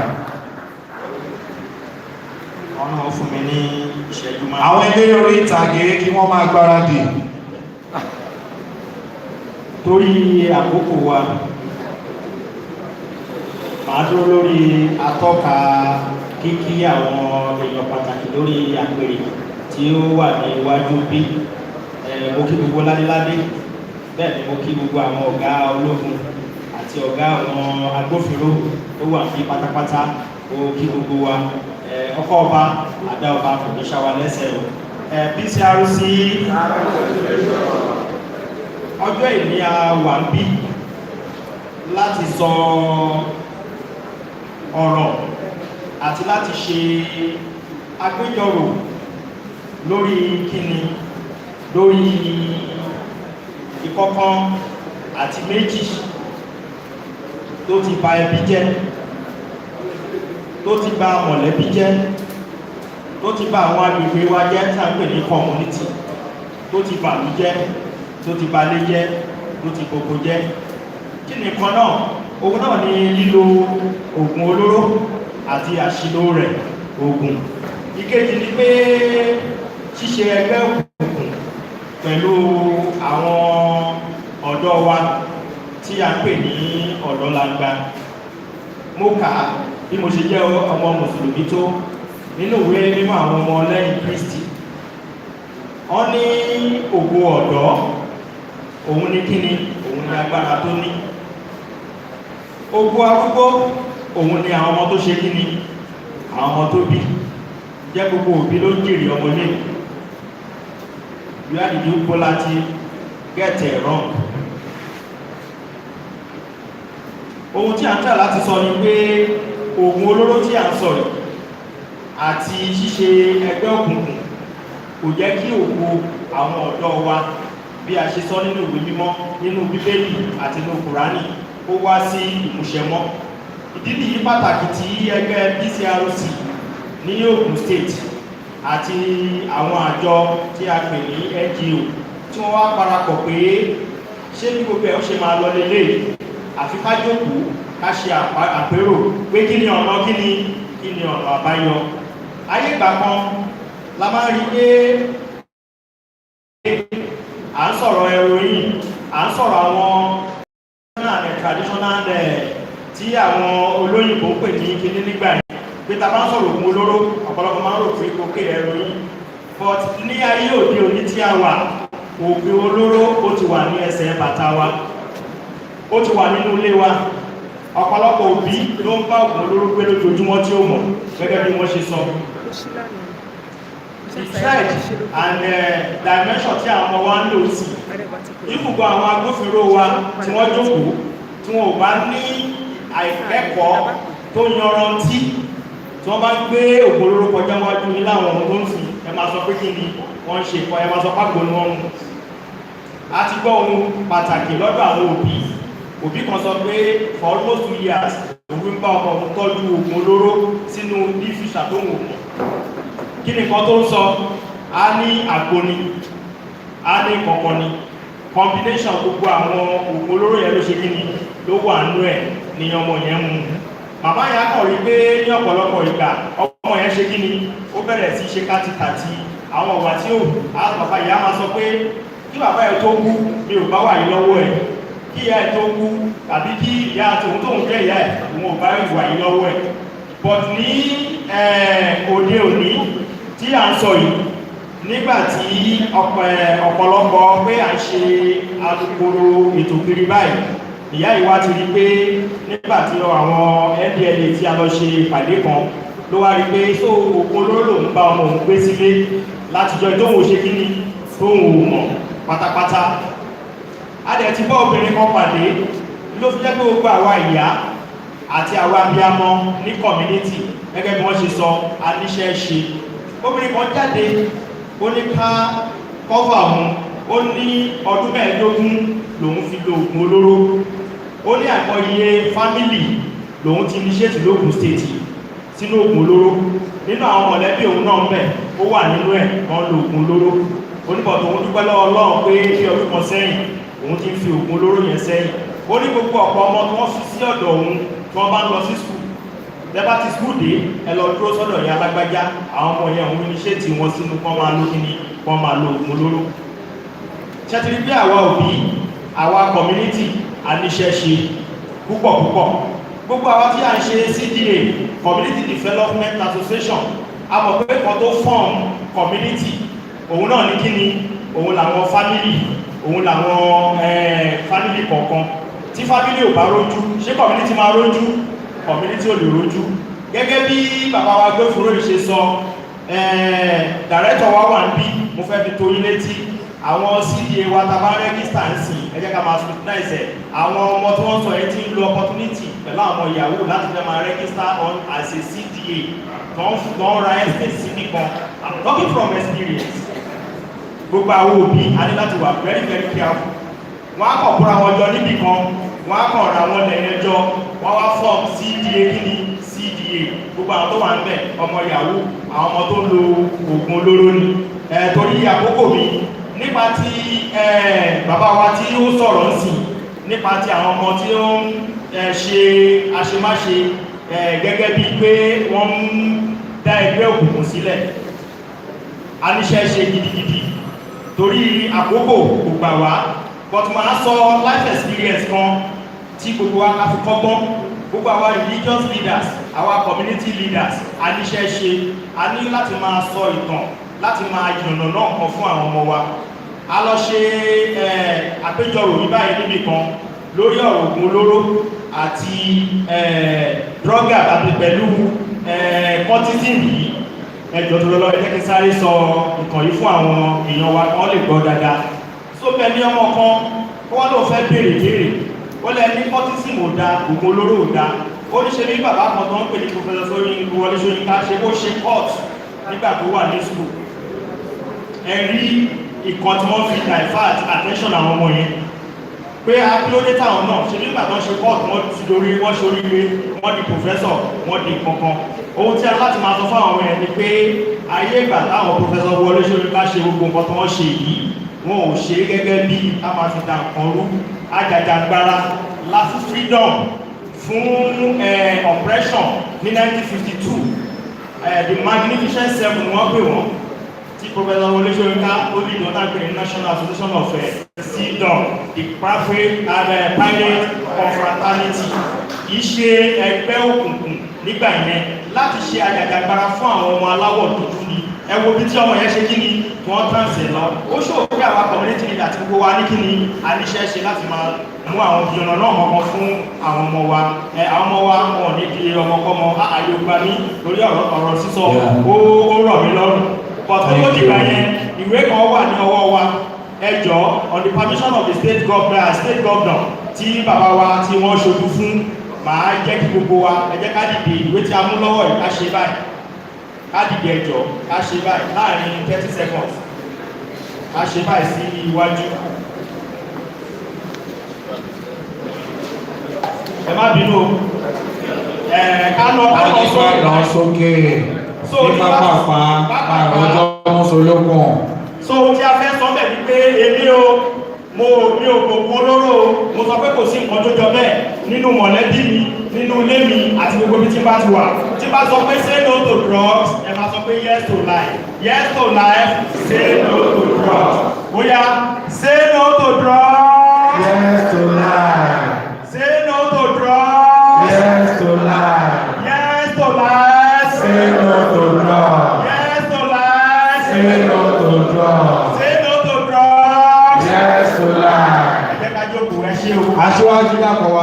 iṣẹ́ ẹ bá wa gbé iṣẹ́ wa ọlọ́run ló ní ká yanjú ara wọn nígbà tẹ́ ẹ̀ ń ṣèlérí ẹ̀ fáwa ní kankan ẹ gbàgbé sí àti yanjú ara wa ṣe àwa náà mú má kọjá mi olùgbàlà. Ẹjọ́ ẹ̀jẹ̀ ká ṣá wọn látẹ̀wọ́ please let's put our hands together for him. Àtẹ̀wọ́ náà la máa ṣá wọn lágbọ́dọ̀ náà. Ẹ jọ mo fẹ́ kí Prophet Japhet Odukoya, the retired director of the fire service in Ogun State, níbi tó bá jókòó, mo recognize wọn. God bless you, sir. All right, God bless you. Thank you very much. Yes, right about now. The playlist. We have an interlude. Yes. Going to also help, cascade the message. Yes. Give us more information. Yes. In a playful way. So let's have the playlist. The playlist. Please, let's be attentive to it. Thank you. Eré orí ìtàgé ló ń pè ní tẹ̀rín kéèké lábúlé bàbá Sòwé.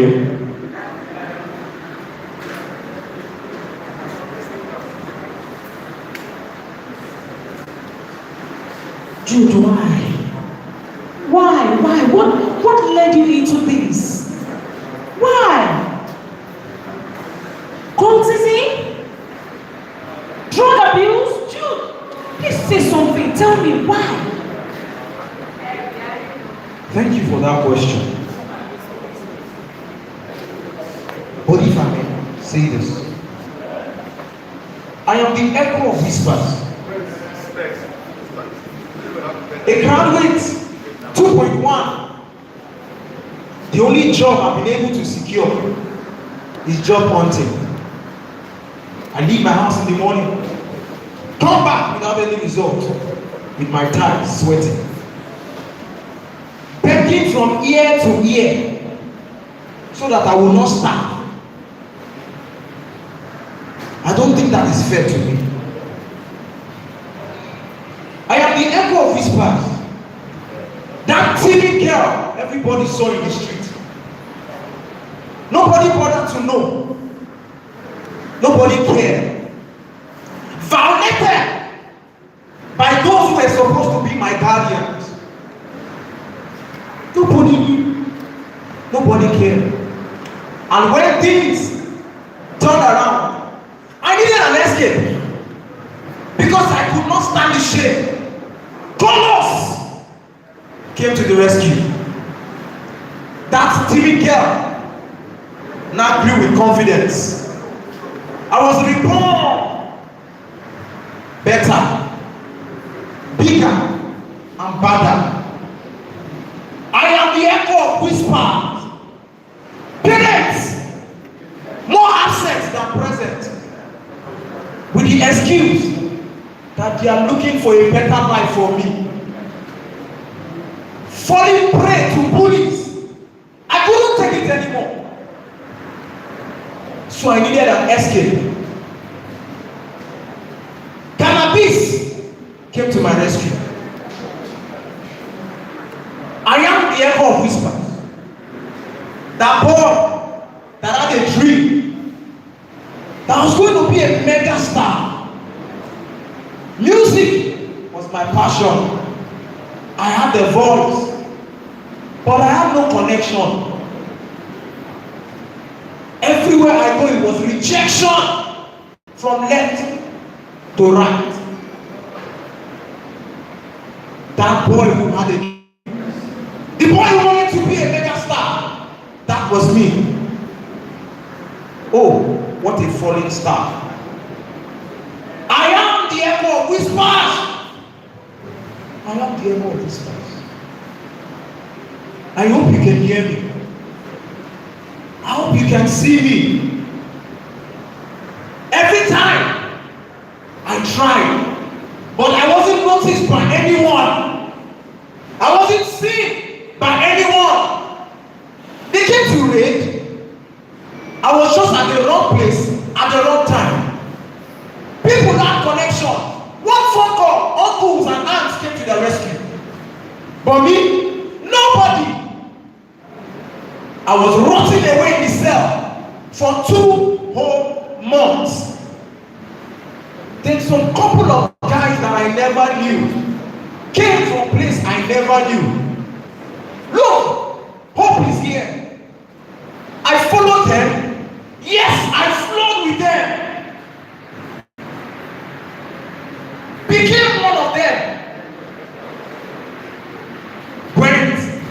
generations together. And in no different time, I became a leader. I wanted to be seen, but nobody saw me. Maybe what I was doing was wrong, but I needed to be heard. I had to be influential. I had the determination that I was going to be influential, and yes, I became influential. I became known, maybe for the wrong reasons. But can you blame me? At least now you see me. Now you hear me. I am the echo of whispers. Struggling to come out of this life. But all I see, and all I hear, and all I face is condemnation, rejection, stigmatization, condemned by my own parents even before the law did. Society stigmatizes me. I want to be good. I want to change. But where is the hope? Tell me, where is the hope? Jude, I also want you to know that I am the echo of a home that pretends not to hear. Family, the first and the best of institutions to nurture, to care. To care for the child. But we are overwhelmed. Hence, we sweep the dust of problems under the rug. In what we all call what? Discipline. A child cries for help in silence. But the silence is louder than the cry. In search of our daily survival, care is on the mind. Relationship compromised. Some of our products, they barely know us. You will agree with me. Just because of what we have to provide. The echoes and whispers of the community that walks round through like a broken glass, afraid to bleed from the honesty of it. We avoid the words drug abuse and run away from the word cultism, as though naming the fire will make it burn hotter. We pray, we murmur, we judge. The rains of decadence falls to soak us, but we spread the umbrella of the Lord to keep dry and blameless. But we do not speak, and so the flames grow.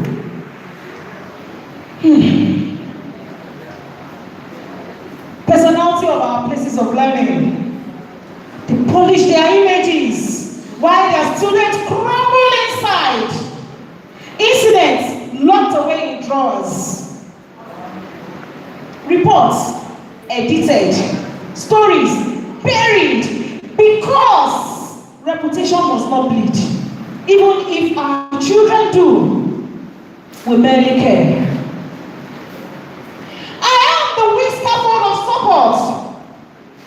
Promise to but very built. Few centers of healing.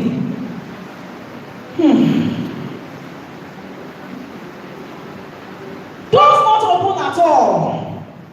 Fees too high. And those who manage to enter are greeted with fear, shepherded with warnings, instead of marks of guidance. Thinking we all know our duties, yet our children are drowning. A nation whose law punished the falling, but rarely build bridges for the falling.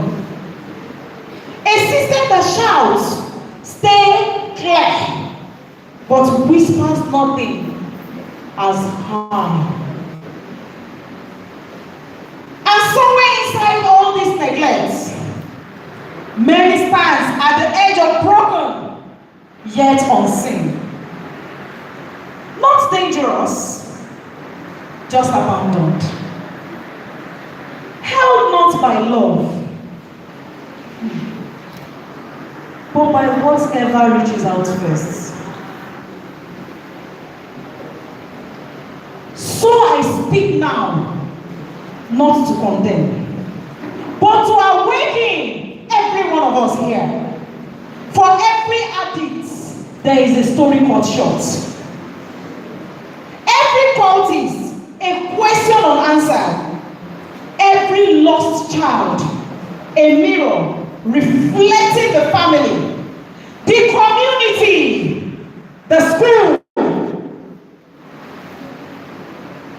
and the society that raised them. I am the voice of all of us. Until we admit our failures, we cannot demand their change. Until we open our hands, they will keep finding solace in the wrong places. The time to act fast is now. Delay leads to decay. A situation too grievous for us to prevail. Will you give us another chance?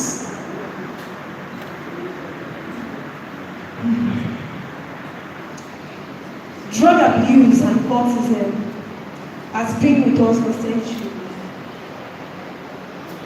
And they begin with enticement, societal vulnerability, and worsened by the punitive approach of our parents, punishing instead of Choose one house, something, say something.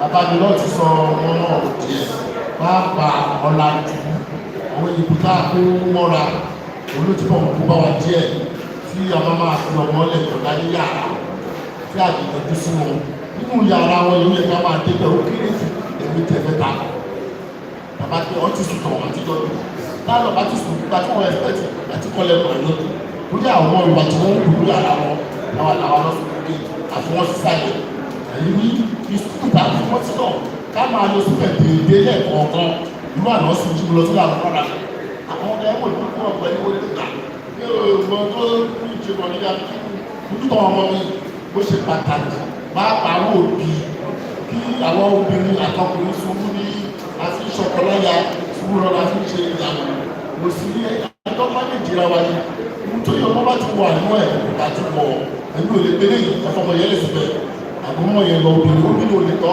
ọmọ kó lọ láìsí bàbá bẹ́ẹ̀ bàbá náà lè tàkọ́ ọmọ láìsí ẹ̀ kí gbogbo wa kájọ ṣe ní ìwádìí ṣe bá.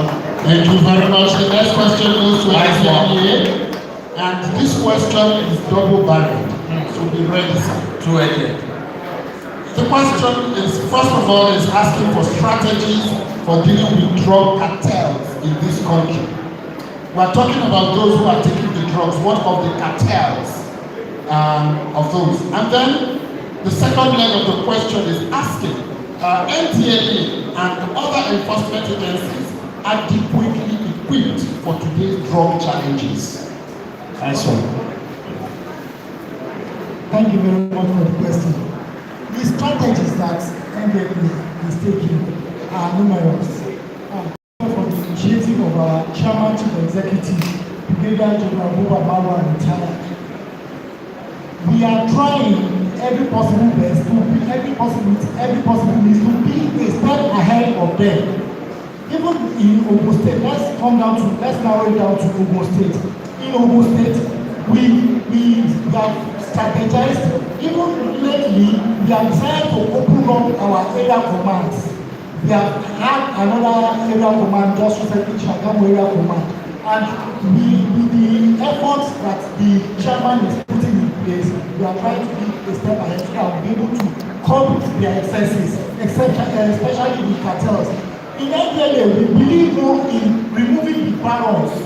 the big guns among them, the parents, the dealers. Because when you meet a dealer, you have done a lot.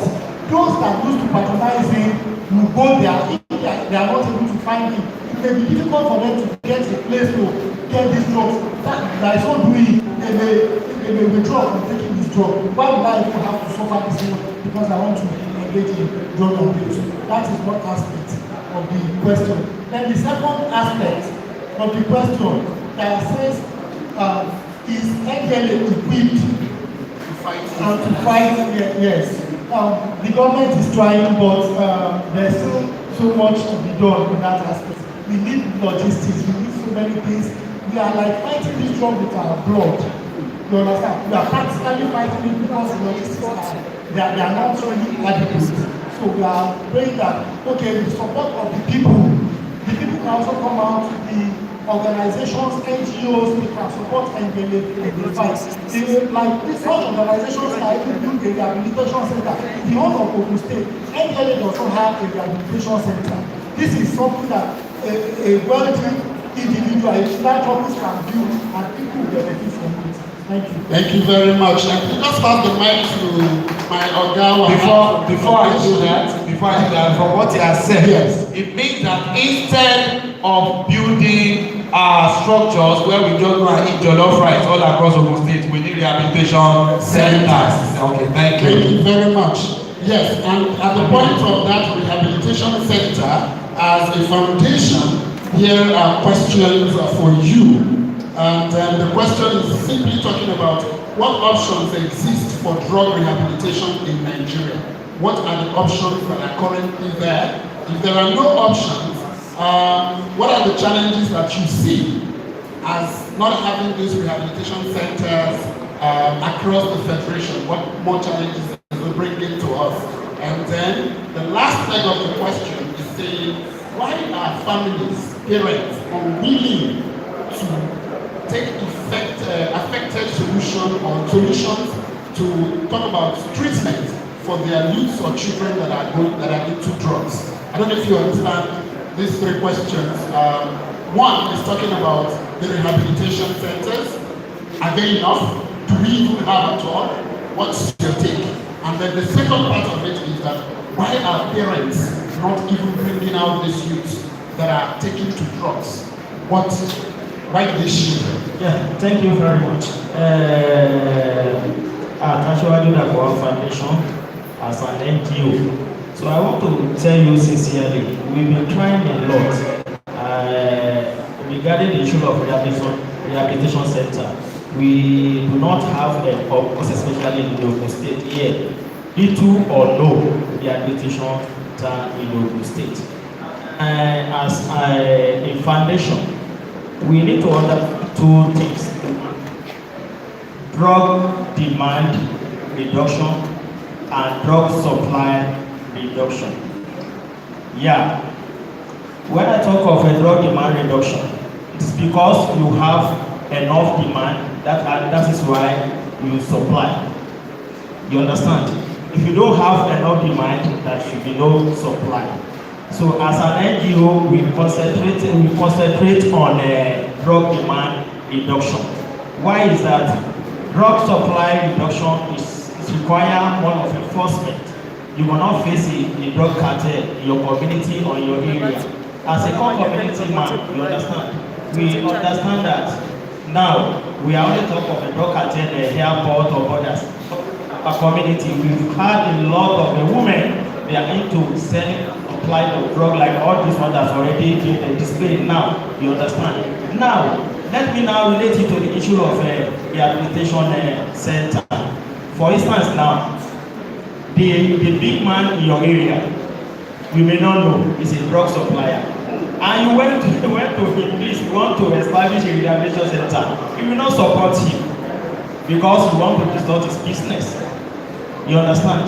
That is one. Secondly, sorry to say, with experience and what the information we gathered in our intelligence gathering as a foundation, you understand? Most of the big men you are seeing around here and there, they are to drugs. You understand? So now, for you to go there, I want this, I want that, support us for the establishment of the rehabilitation center is a difficult task, you understand? But at the foundation, we are trying our effort. Even actually that we've gotten a land, a site now. In no distant time, we want to build our rehabilitation center. For instance, now there was a time a was caught in a Yabode. They brought him to NPLA in Ogun State, Taige, you understand? So they conducted, they made the therapy on him. After that, they call upon us, you understand? Guy, he learned in whatever, but in line of having equipment and instrument, unfortunately, somebody introduced selling of cannabis to him, so that at the end of the day, whatever proceeds you get from there, you'll be able to get your barbing equipment. It was caught along the way. As a Yoruba mixes, one Palanta, bí oògùn olóró kan. So ẹni tó tó oògùn olóró, one day you take it too. And then at the end of the day, he became an drug addict. He was caught. You know? What we did is that at the Ashwadi Dakwa Foundation, we collaborated with philanthropists. We got shop for him. We buy the equipment, and now as I'm telling you today, the guy is doing well. You understand? That is a part of rehabilitation from our foundation. And aside from that, let's talk of the parents too. You understand? Most of the parents resist at times. Let me give you a practical example. So one day, somebody gave a battery to a battery charger within Abeokuta here. Help me charge the battery. Unfortunately, the guy did not do anything concerning it. So it was later he now told the man, this guy is what is into drug. So it's better you just take your this thing and go and find your this thing. Somebody now told him, I know his parents too, they are living as associates. He now called me, let me chop you. On getting to the place, to the God who made me, who made the mother and the father taking marijuana. Wow. Thank you very much, sir. I think that's quite enough for us. Yeah, you can stop there. Yes. This question goes to the consultant because we know you have a lot of message to take back to the government, and that is why this straight bullet question is coming to you, sir. And I know you have your arms. And so, if you had one major recommendation to cut drug abuse, and your takeaway from here today, what will it be to the government?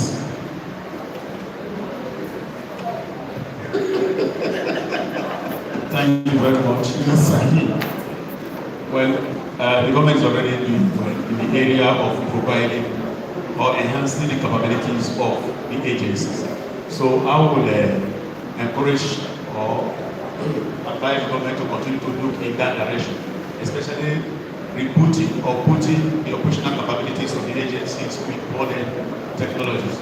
I hope that we will grow to a level one day when we are going on the when we are going on the chase of some of these people. So we have our helicopters airborne to also do that. And so we are working towards that. But again, that must be what I call community moral renewal. Community moral renewal will involve all the parents. Parents must not be ashamed to tell their children the truth about drug abuse and how that one will weigh them. And they should also be ashamed of bringing out the children for rehabilitation. But above all, and that's what government is also doing, is to encourage what I call interagency relationship. And there's an emphasis of government on that. The interagency relationship recognizes the fact that not one agency, not even the NPA, especially when it comes to area of information, sharing of information, area of enforcement, where the agencies will need to collaborate to go and to effect arrest. Of course, interagency, very collaboration and partnership of the agencies is very, very important. Then, of course, above all, too, is community intelligence. All crime combating, crime control must be intelligence-based.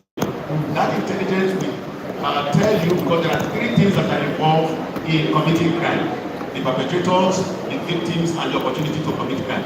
So our intelligence should focus who are the perpetrators of this particular crime. Then it also focus on who can easily be victimized. And of course, it must also be able to identify the reasons, the opportunities for some of these crimes, cultism and drug abuse to be perpetrated in the community. I think if we are able to do all of this together, with government also setting to strengthen the capability of the agencies responsible for crime control, we will be able to achieve more. Like I said, the crime is very low now in this from the, but then it is persistent. Persistence of that particular crime, whether in terms of judging by seizures or the number of persons that are waiting trial or the number that are arrested, shows that we still have a job to do.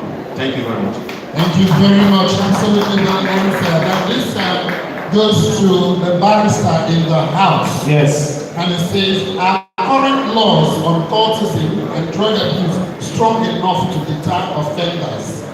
Why are many cause-related cases difficult to prosecute? That's a multi-panel question.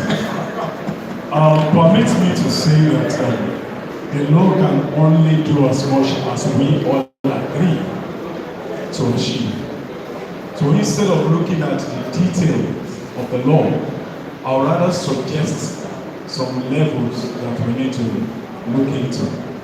One, the fact remains that cultism, drug abuse have both been mystified in some, by my judgment. And let's take it one step at a time. Cigarette smokers are liable to die young. Have that stopped smokers? But what did the more advanced community do? They know that these people want to smoke in the public, so they now create a cabin. If you go to the airports, they create cabins where you can go in and smoke. You see a sense of being in the public, but you are not affecting the health of the public. Fundamental. TJ? Yes. Two, you go to some countries today, they know that they cannot stop people from making choices.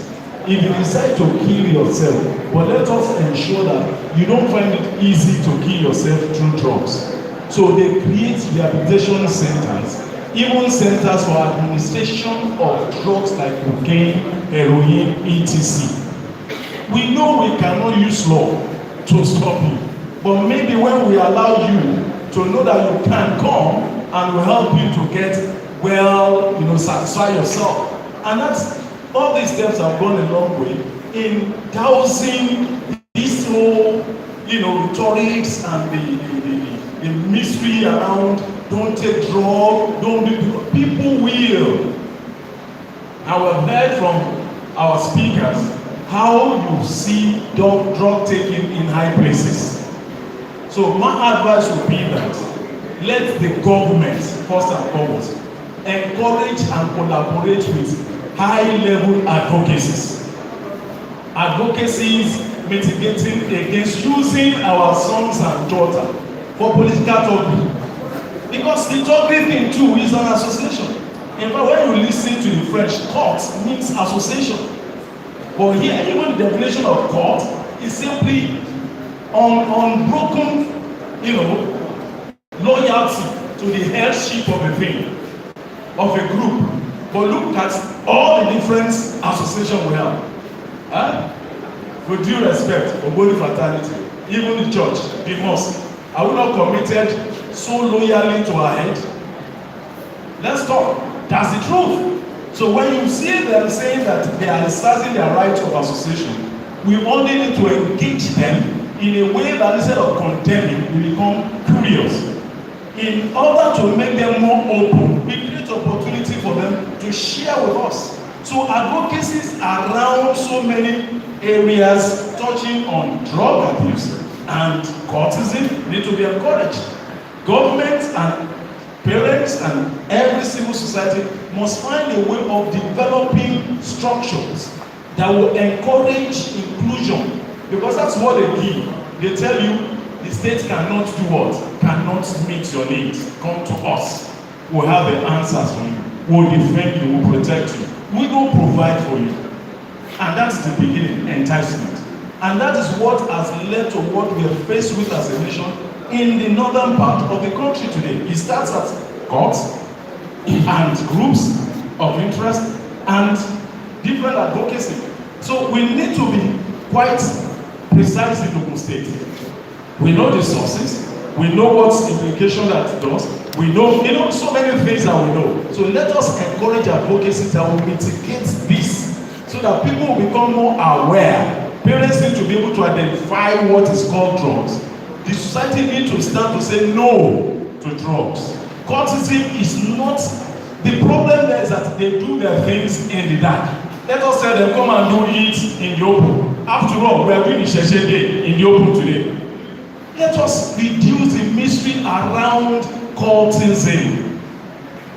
The moment we are clear about that, we'll see that the law will become more effective. Thank you. Thank you very much, sir. Thank you. Wow. This question needs that wow that you have just done. Okay. Because the person gave me a 2-page question. Okay. But it's directed to the police. This publisher, I will summarize. Because what the person is actually saying is that if you say if we see something, we should say something. What is the police doing? Not to sell away those who come to say something at the police station. Because when this court is come back to the community, they will say, Shebi, you are the one that went to go and report us. Have you not been to the question, John? So, we are going. Other police.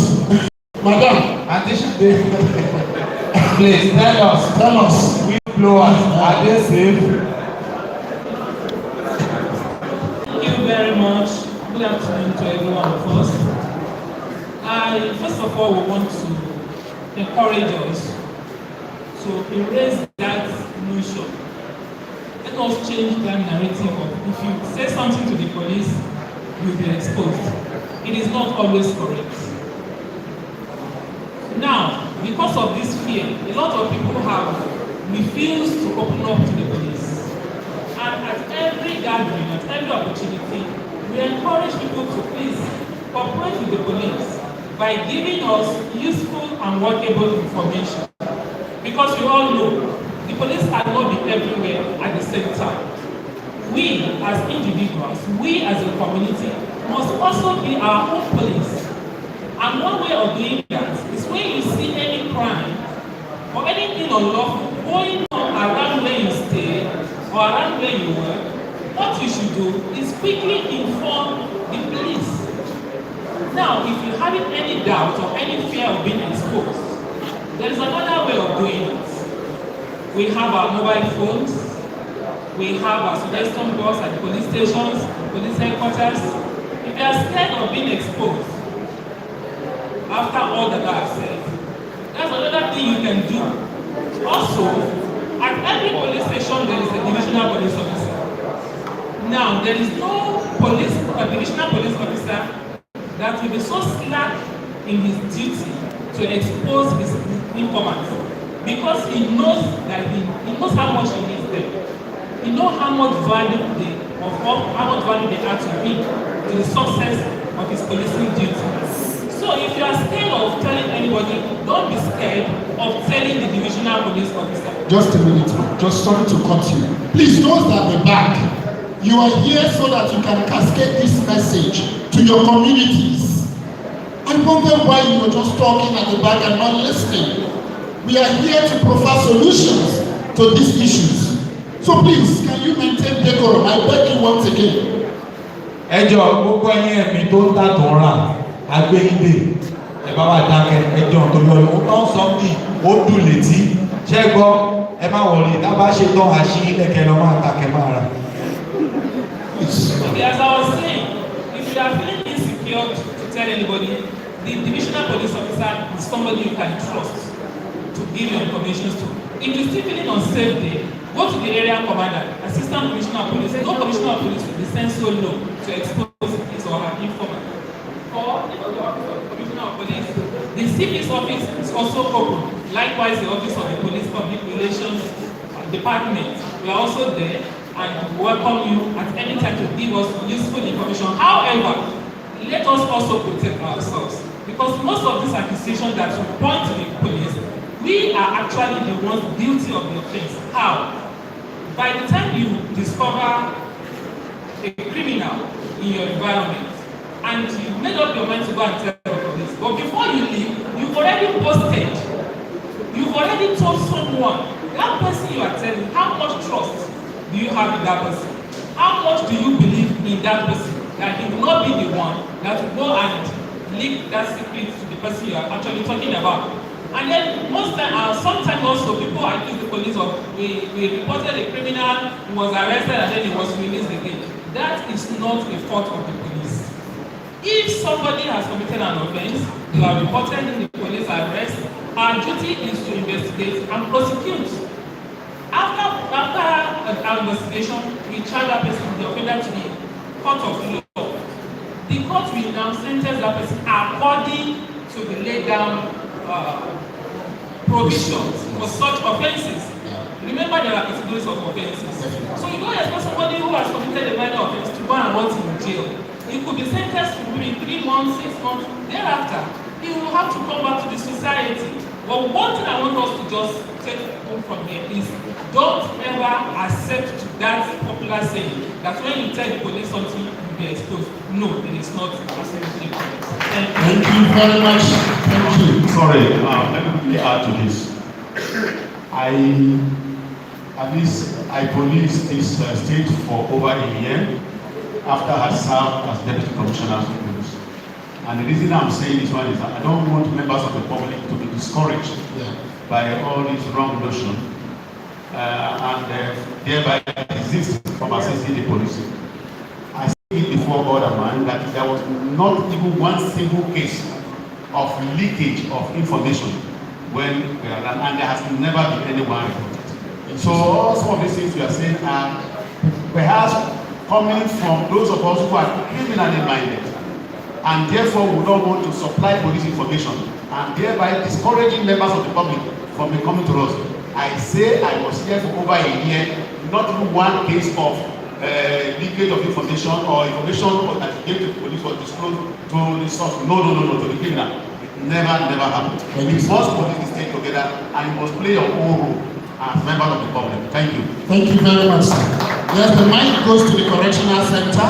Correction. Yes, sir. All these things that we have been talking about today, from the anti-cultism to the community people, from NTLEA, then the police doing their prosecution and bringing these criminals to your apartment. Yes.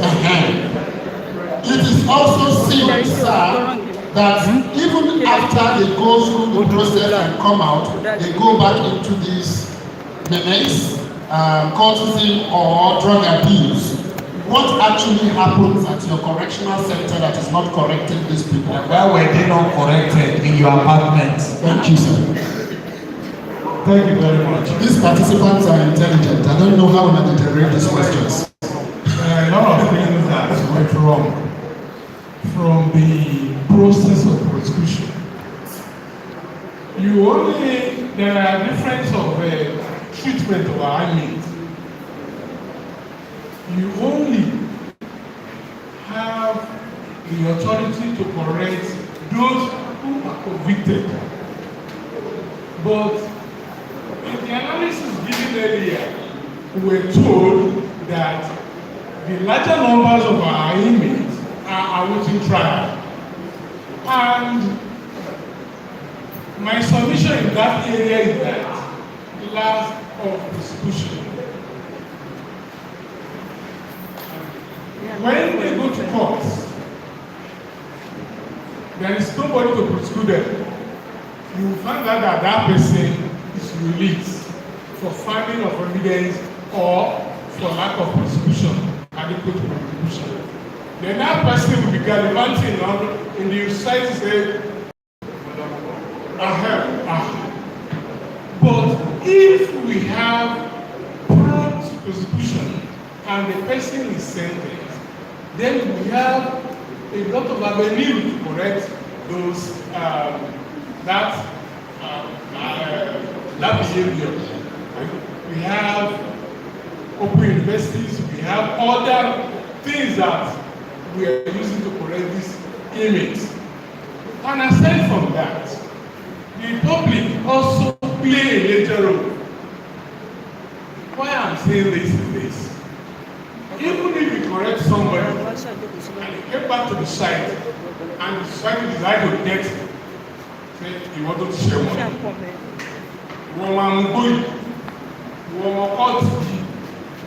Instead of raising the person to the family and talk to him humanly, now stigmatize. What are we expecting? And then, so also, we lack what is called halfway home. For those who are corrected. What I mean is this: you train somebody, give him all the needed tools to work with, but there is no area to monitor that person. It's a problem.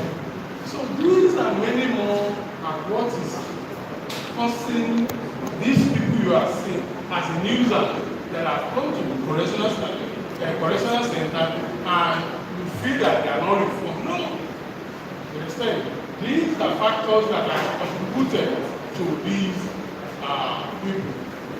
Thank you very much, sir. Thank you. Junior, sir, if I may say, what Oga has just said is that most of the problems we have are being caused by the illegal tenants at the correctional centers. Because those that are waiting trial are illegal tenants. The ones that have been convicted are the tenants. And now, he has now concluded that once they are now being released, now they are being chased out of the apartment, and there is no way to follow them up to know that whether they are planning to build their own house. Thank you. Over to you.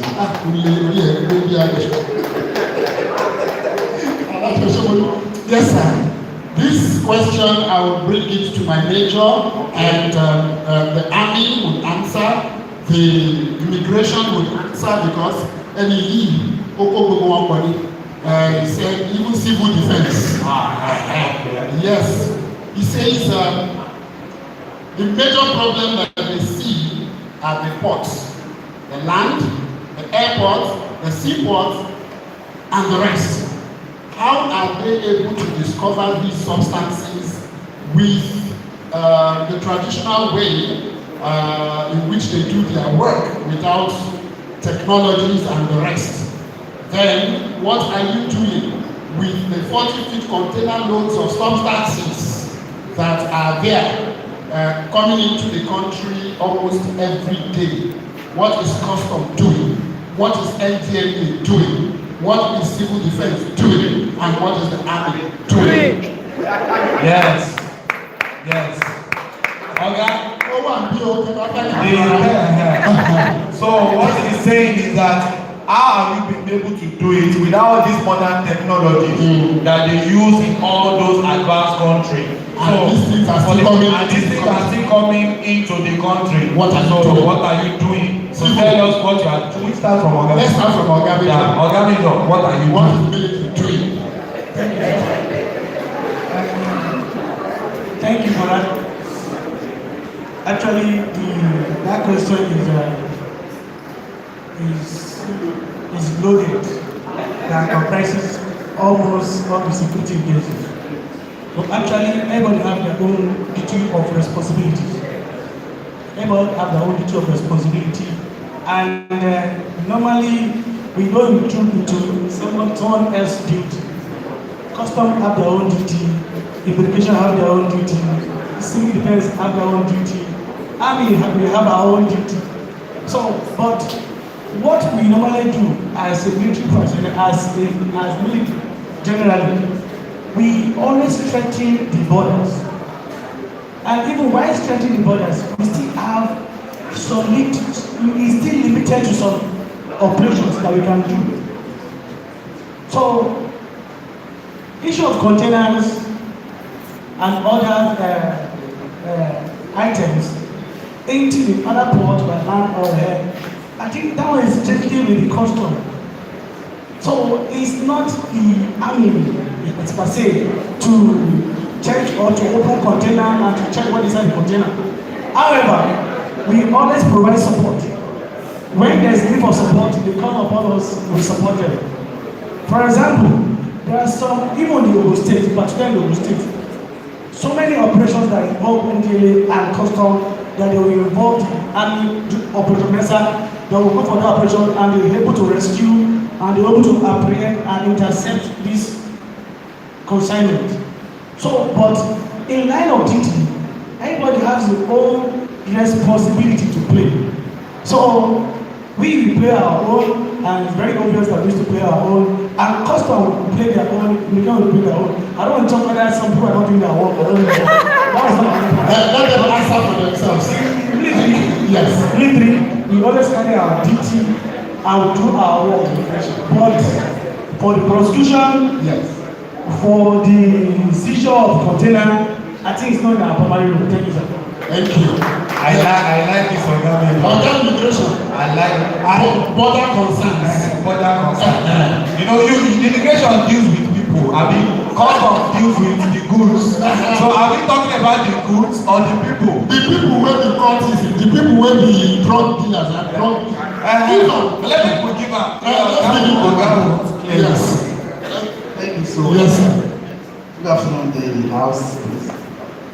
As we all know, that immigration deal with people, unlike in some clients where immigration and customs are to be together. Yeah.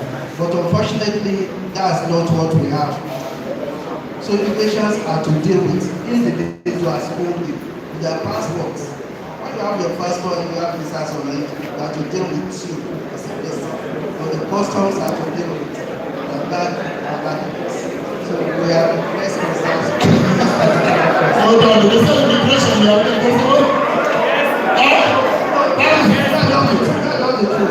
but most people confused because of what they are seeing outside here. Yes. I see immigration, customs, enforcement. We are supposed to be together, an entity. But unfortunately, that's not the structure by it. Thank you, sir. Pass the mic to civil defense. We will give civil defense so that if I don't know the juju he has come with, you will not escape that. Actually, I want to start on the entry protocol. Yes, sir. I will look at it that way. Okay. What we do is we collaborate with the guys. We have our own intelligence report. When we see such things, we don't keep quiet. We then present them to go to the appropriate quarters for them to investigate. We may sometimes assist them. I remember when I was a kid officer, when I was a CTU, intercept so many drugs scatter because they usually move 3 o'clock, 4 o'clock in the night. But what we do is we write to the NDLA collaborate with us, and we effect the arrest because security is everyone's business.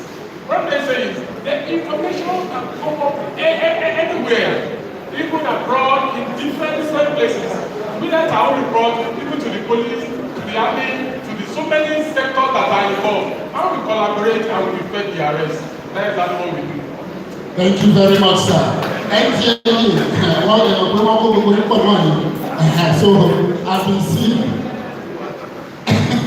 Oga said there is a question for the person that asked the question. Okay, sir. If it is possible for us to identify somebody who saw a trainer is now asking question, what did the army do? What did he do himself? Did you hear the question? What did you do The person that asked the question, you see the trailer load of drugs and all the containers.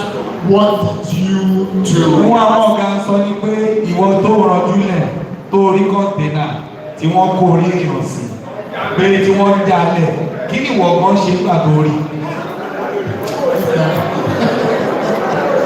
Ó ṣe sí 1 minute. Well, I'm not going to speak in defense of the person that has a question. Yes. But honestly, moving forward, I know when we break the cartel, we'll move forward. Yes. Honestly, not trying to challenge security agencies one way or the other. But I will find it difficult to believe that most of this syndicate where they are selling, those of us that were sitting on this table, if we now want to be economical with the truth, you can't say you don't know the black spot where they are selling these things in this Abeokuta. I don't know if I'm speaking. You can't say you don't know where their junction is, where they are in Lamewa, where they are in Ijayi, where they are here and there. But the major thing is just about well, the major thing is that breaking the cartel. A situation where those who are even in all of these things, when they are caught at times, you can predict how long they will stay. Just like some suspect telling you, I am going and I am coming back. And in some cases, it will even be intercede security agencies at times, their hands are tied as a result of this syndicate thing. Because someone that has been arrested, we will talk about cultism. Who are going to give them accosted when they are arrested? Who will give them and release them and their guns? So I think political will matters in all of this. I can see the effort of the security the way it is. And many can testify to it. But sir, that is just about you. After you, before you, this conversation, what is it? They will stand for one thing of diligent prosecution. And we know security agencies and our politicians, we must have a lot of work to break through, both in the cultism, drug-related stuff. Is there a small boy that comes from, and we have the country to carry from through the airport? And those that have been, we have traced the syndicate of somebody for medical emergency, and I found a church having a night vigil, and I can tell you, sir, half of the boys in that church, half of the boys in that church who park their cars outside are called, and they carry out all these activities. Please, at a time where here today, Barrister, I will come briefly, sir. Please, can we focus more on Please, can we focus more on the solutions? Yes. We all know problems, and we are all part. Thank you very much, sir. And talking about solution, this question is for LUA, and it talks about solution. What effort to cascade this to the very grassroots level in their indigenous languages, so that the messages of drug abuse and cultism can actually go to those who really do not understand. Okay, for him, irú àwọn program ìta bá ṣe Good afternoon, everyone. I'm happy to be here. Within our agency, the National Registration Agency, under our new Director General, Dr. Larry Isa Onelu, we have a department created to do this thing we are talking about. We have the Drug and Narcotic Abuse Department. In the National Registration Agency, we have all our officers in the 36 states with the Federal Capital Territory. That means we have 774 local governments, and in the state we have 20 local governments. In all the local governments, we have our community relations mobilization officers that we call promos, that take messages of the government program and policies to the grassroots level in the language we understand. This drug abuse and narcotic department of our agency have our officers as all the local governments, where we have our officers that speak the indigenous language of where they are. We have our officers that speak Igbo, we have our officers that speak Igbo and the Yoruba language. Then we have the community safety and awareness and compliance that deals with community issues. We have the COD, Community Orientation and Development Officers. We have our civic and value orientation. We have to change the mindset of the populace about what is happening inside. Like what we're saying now, we go to the market, we do our orientation, sensitization and mobilization of our efforts across the state and the local government. Our people are closer to the grassroots. That is why we have all our officers and all the local government of the state. Go to any local government, ask for one office, they are there. They talk to the people in the language they understand. So I will do this by doing value orientation.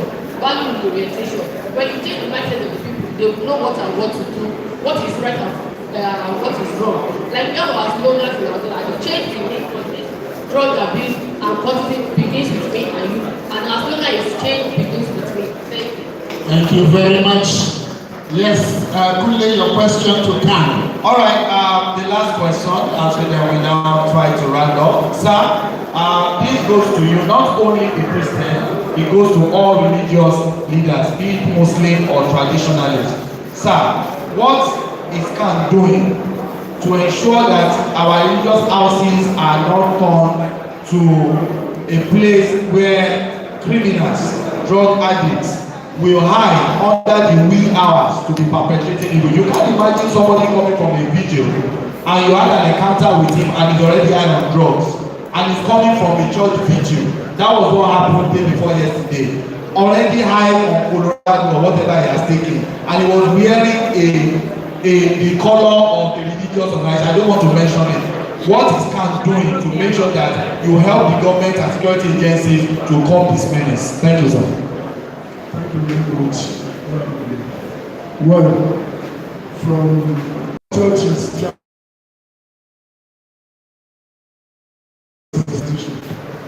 more of the orientation.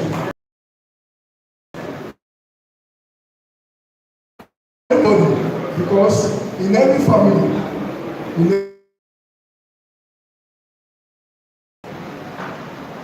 one religious,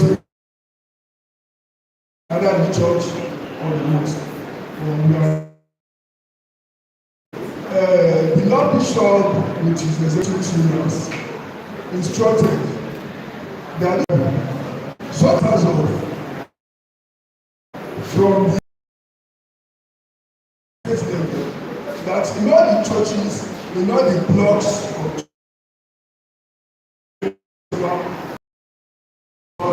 from time to time, and that because with God all things are possible, and there is hope, because like we all know,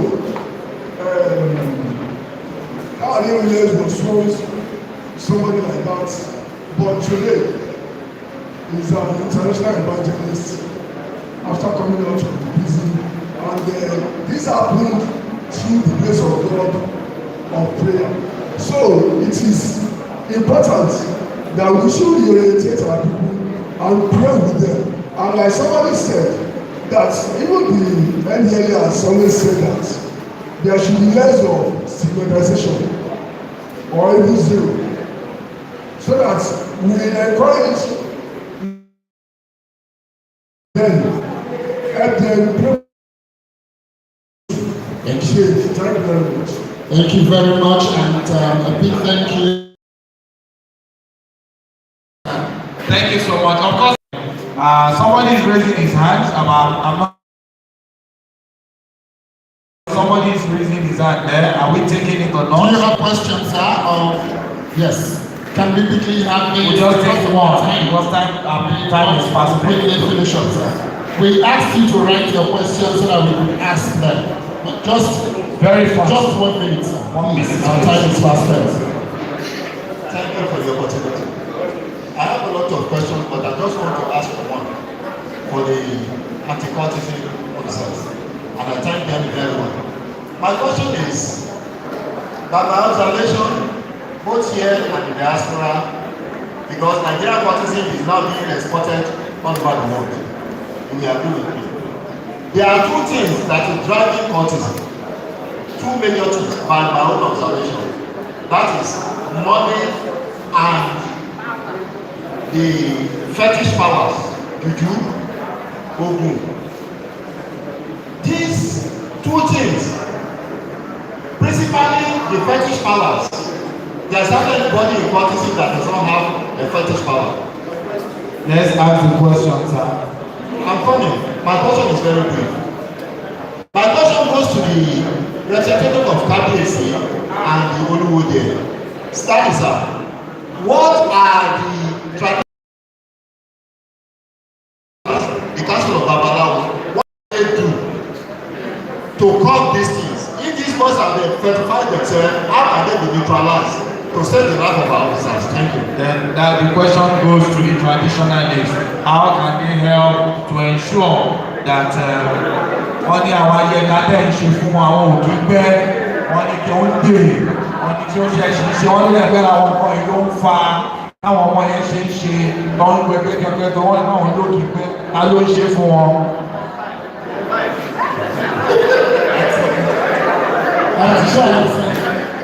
Please, let us see us back.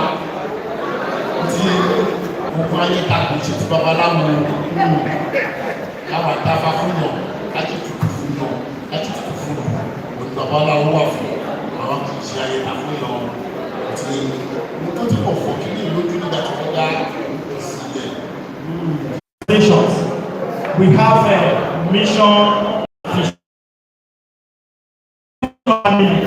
No mission, no vision that your children. This is our vision.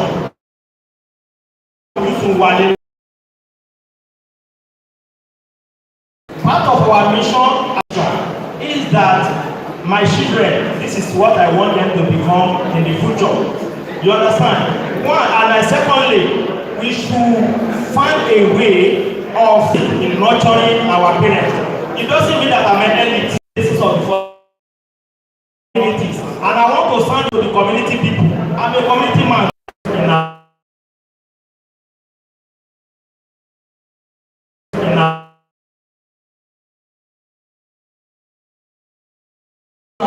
To round up what you have said, we should stop calling in to appeal for anyone arrested for criminal offences. All of us, we should stop it.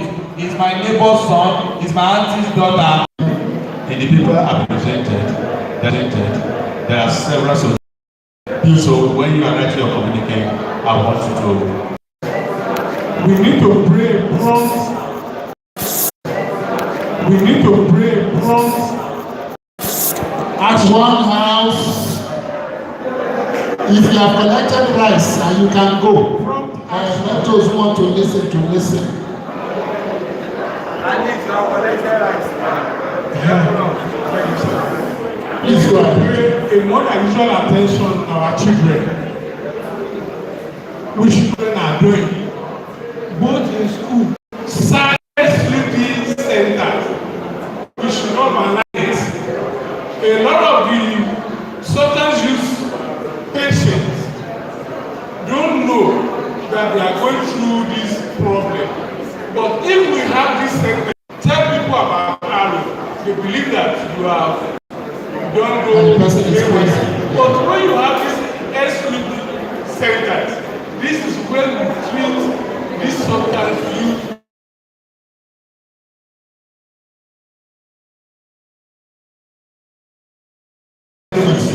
So this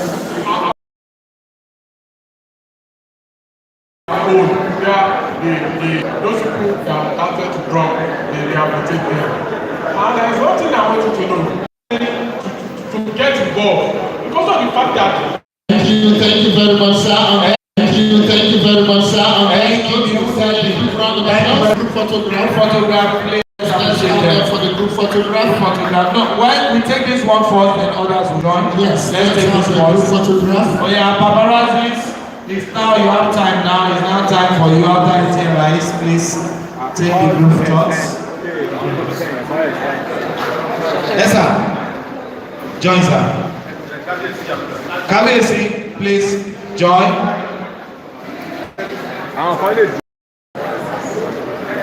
The official paparazzi, you know how to take your position. The unofficial ones, be careful. Don't block. Some just come down. Yes. It's going to make it very unique. Let others stay at the back on top. Oh, we have a nice one. Nice.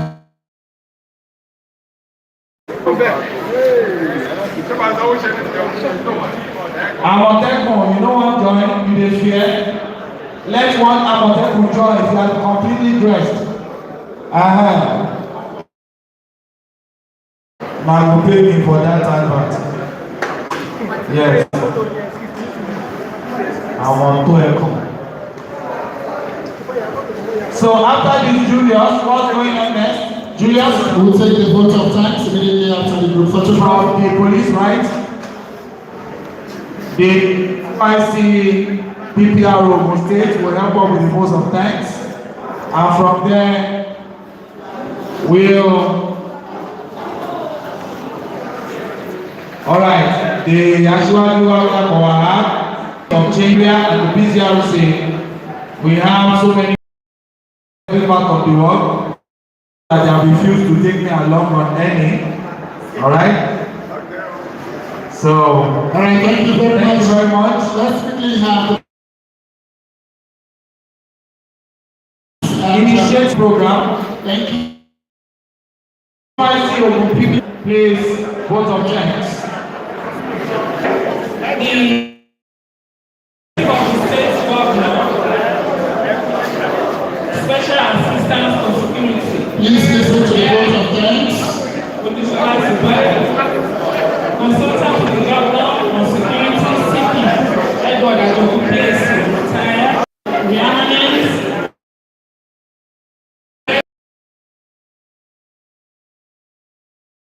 Appreciate you for the state command CP Lalo Law PhD. We say for coming, for making out time to make this event a success. We also want to reiterate that you please don't keep this message to yourself. Endeavor to cascade it in our every area of influence. Every one of us here today will have a sphere of influence. When we get back to our places of work, our houses, our community, please let us endeavor to pass this message to our people.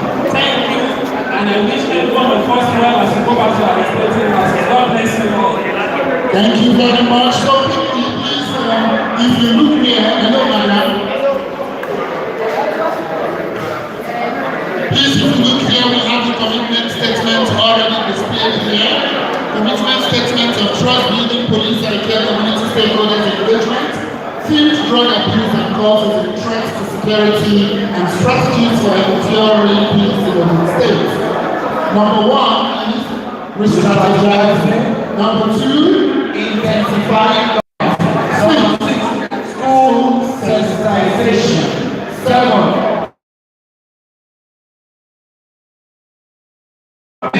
and timely provision for operational capacity. 10, collaboration among government agencies. 11, looking out for telltale signs. Therapy. 14, constructive engagement of change for bringing this to us here today. And a big thank you to my co-anchor, Comrade Kule Shodi. Well, they call me MC CKS, and I'm the one and only MC with an MSC. It's been a wonderful time with my friend Julius. We had a nice time. It was educative. We are leaving this place knowing pretty well that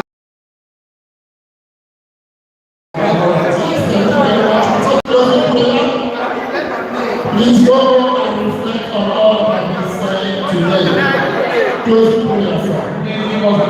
Heavenly Father, we say thank you for all that you have done. We started with you and we ended with you. Thank you. We shall all arrive at our destination safe that day in Jesus' mighty name we are praying. Amen. All thanks to Barista from the initiative of so the ladies and gentlemen of the press, thank you, Rabbi Lifa.